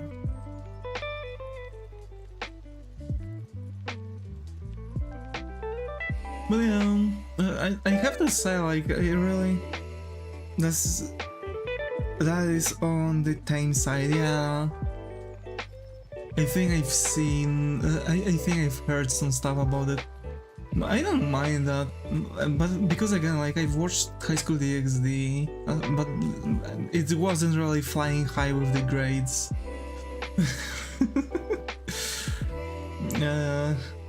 It's also like, you know, I wanted to rewrite the story of it.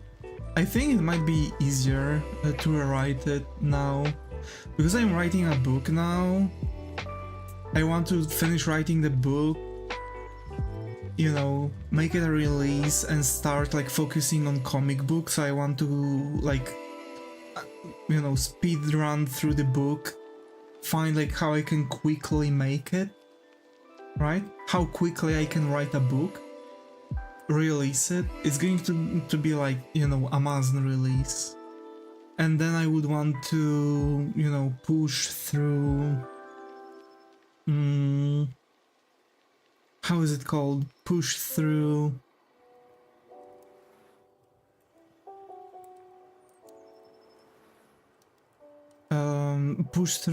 comic book making, right? I want to make my comic book, like write scenarios and shit. It's not really going to be that difficult though. Like, I know how to write scenarios for a comic book. It's just, you know, I've decided upon a book first rather than a comic book. It's always way better to allow yourself on first writing a book, then moving on to the comic book. Here's why. Basically, it's working more or less the same way, but you are not... But you have to kind of limit yourself.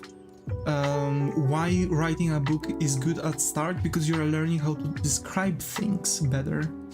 So it's more or less that way.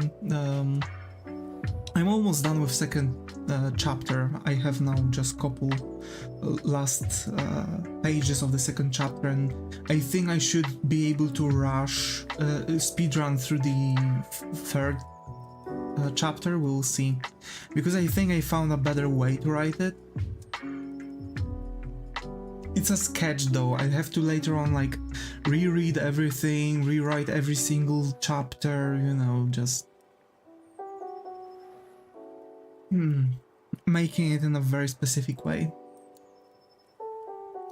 Also, I've talked with a friend recently, and basically he was forced to rewrite his exam because apparently an AI detecting tool detected his actual written paper as AI, even though he didn't use it. And I know he didn't use it because I've actually helped him writing it. And we weren't using AI at all. We've spent like 4 hours on this. That sucks, but yeah.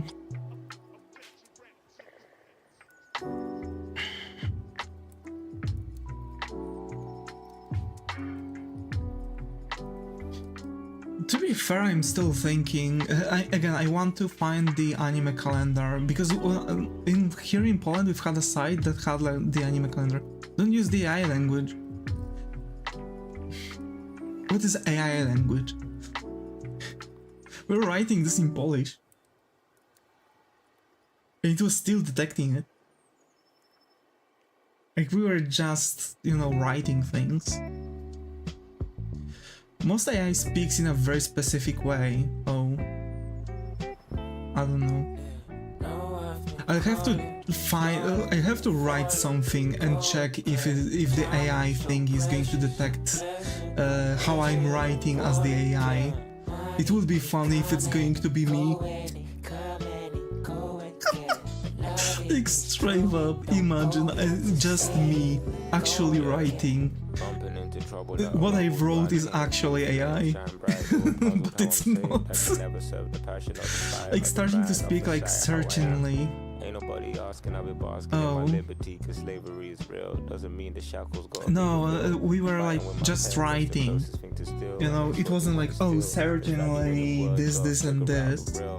But like, it's supposed to be like, and using words people don't use very often, trying to be fancy. But you can't if you are writing paper like that. Couldn't tell if my joy was out of love or what would haunt me when I needed me. Let me check how it's called in English. It's the closest thing to feeling. Yeah, it's the only thing we're feeling. Trying to get me closer to the Lord, cause maybe he can open up some doors while these words get to show you all my flaws. There's poetry and pain, blessing in the chain, pictures I could paint. Yeah. For and against essay. This is how it's being translated. So it was for and against essay, and teachers do require using fancy words like that, like henceforth, I believe this proves my point because this and this, right? Because it's supposed to be like, again, it's supposed to be like mostly official paper, which sucks because if you can't use, yeah, but that's how AI speaks. Then why teachers require using fancy words if they are checking it for AI? Because that's you know, that's messed up. That's messed up. It's way more difficult to write papers now than they just don't want the paper on kitchen language.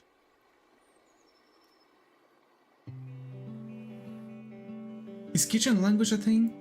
Yeah, I don't understand. Like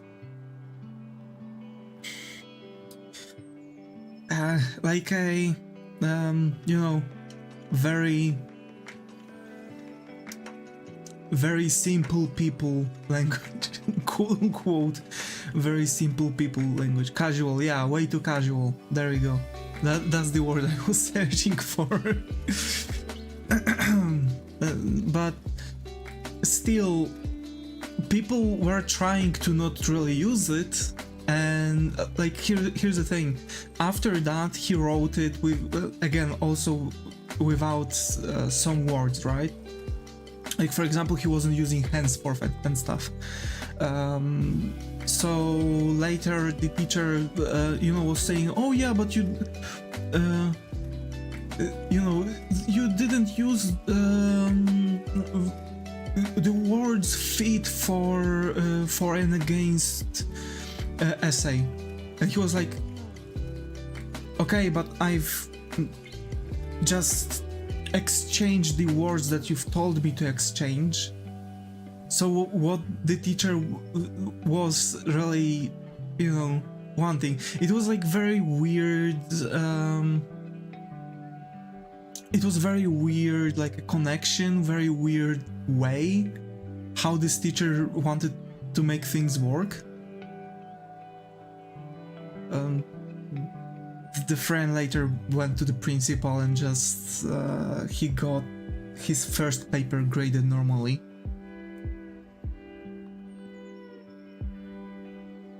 And because, you know, the one with fancy words. I do understand how it works. Speak plainly, woman. Yeah, I do understand how it works. Yeah. Because like it's good that teachers are now checking for AI, but I feel like, you know, it's not really working also for the students that just use quote-unquote fancy words.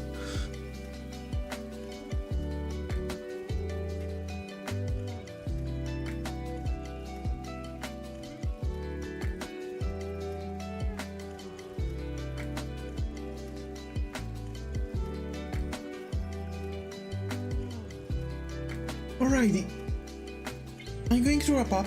I'm going to clean a little bit from my desk, get some munchies, probably chill with some YouTube, let, you know, my eyes to rest a bit, and get into some stuff I've planned for myself. Read learning C# because I really have to push that in. I really have to get with that. I want to start making those games. I'm really nice and close. So, folks, as always, thanks Zega for being active in the chat on Twitch. Thanks Goblin Dragons, Blue Hoodie, It's Random, Muto, Shuma, Juicy, and Skylar for being active chat on YouTube, and also thank you all lurkers that been here for this 1 second. And yeah, remember, I don't really do that. I'm not really good at this, but if you, for newcomers, if you really like the stream, remember to leave a subscription. It really supports. We have a goal. We are going to have some competition on 500 subscribers, so you'll help us to reach that goal, and also you'll be able to participate in this competition because all subscribers only. Wink wink. And yeah, as always, stay creative, and I hope to see you all in the next stream. Take care and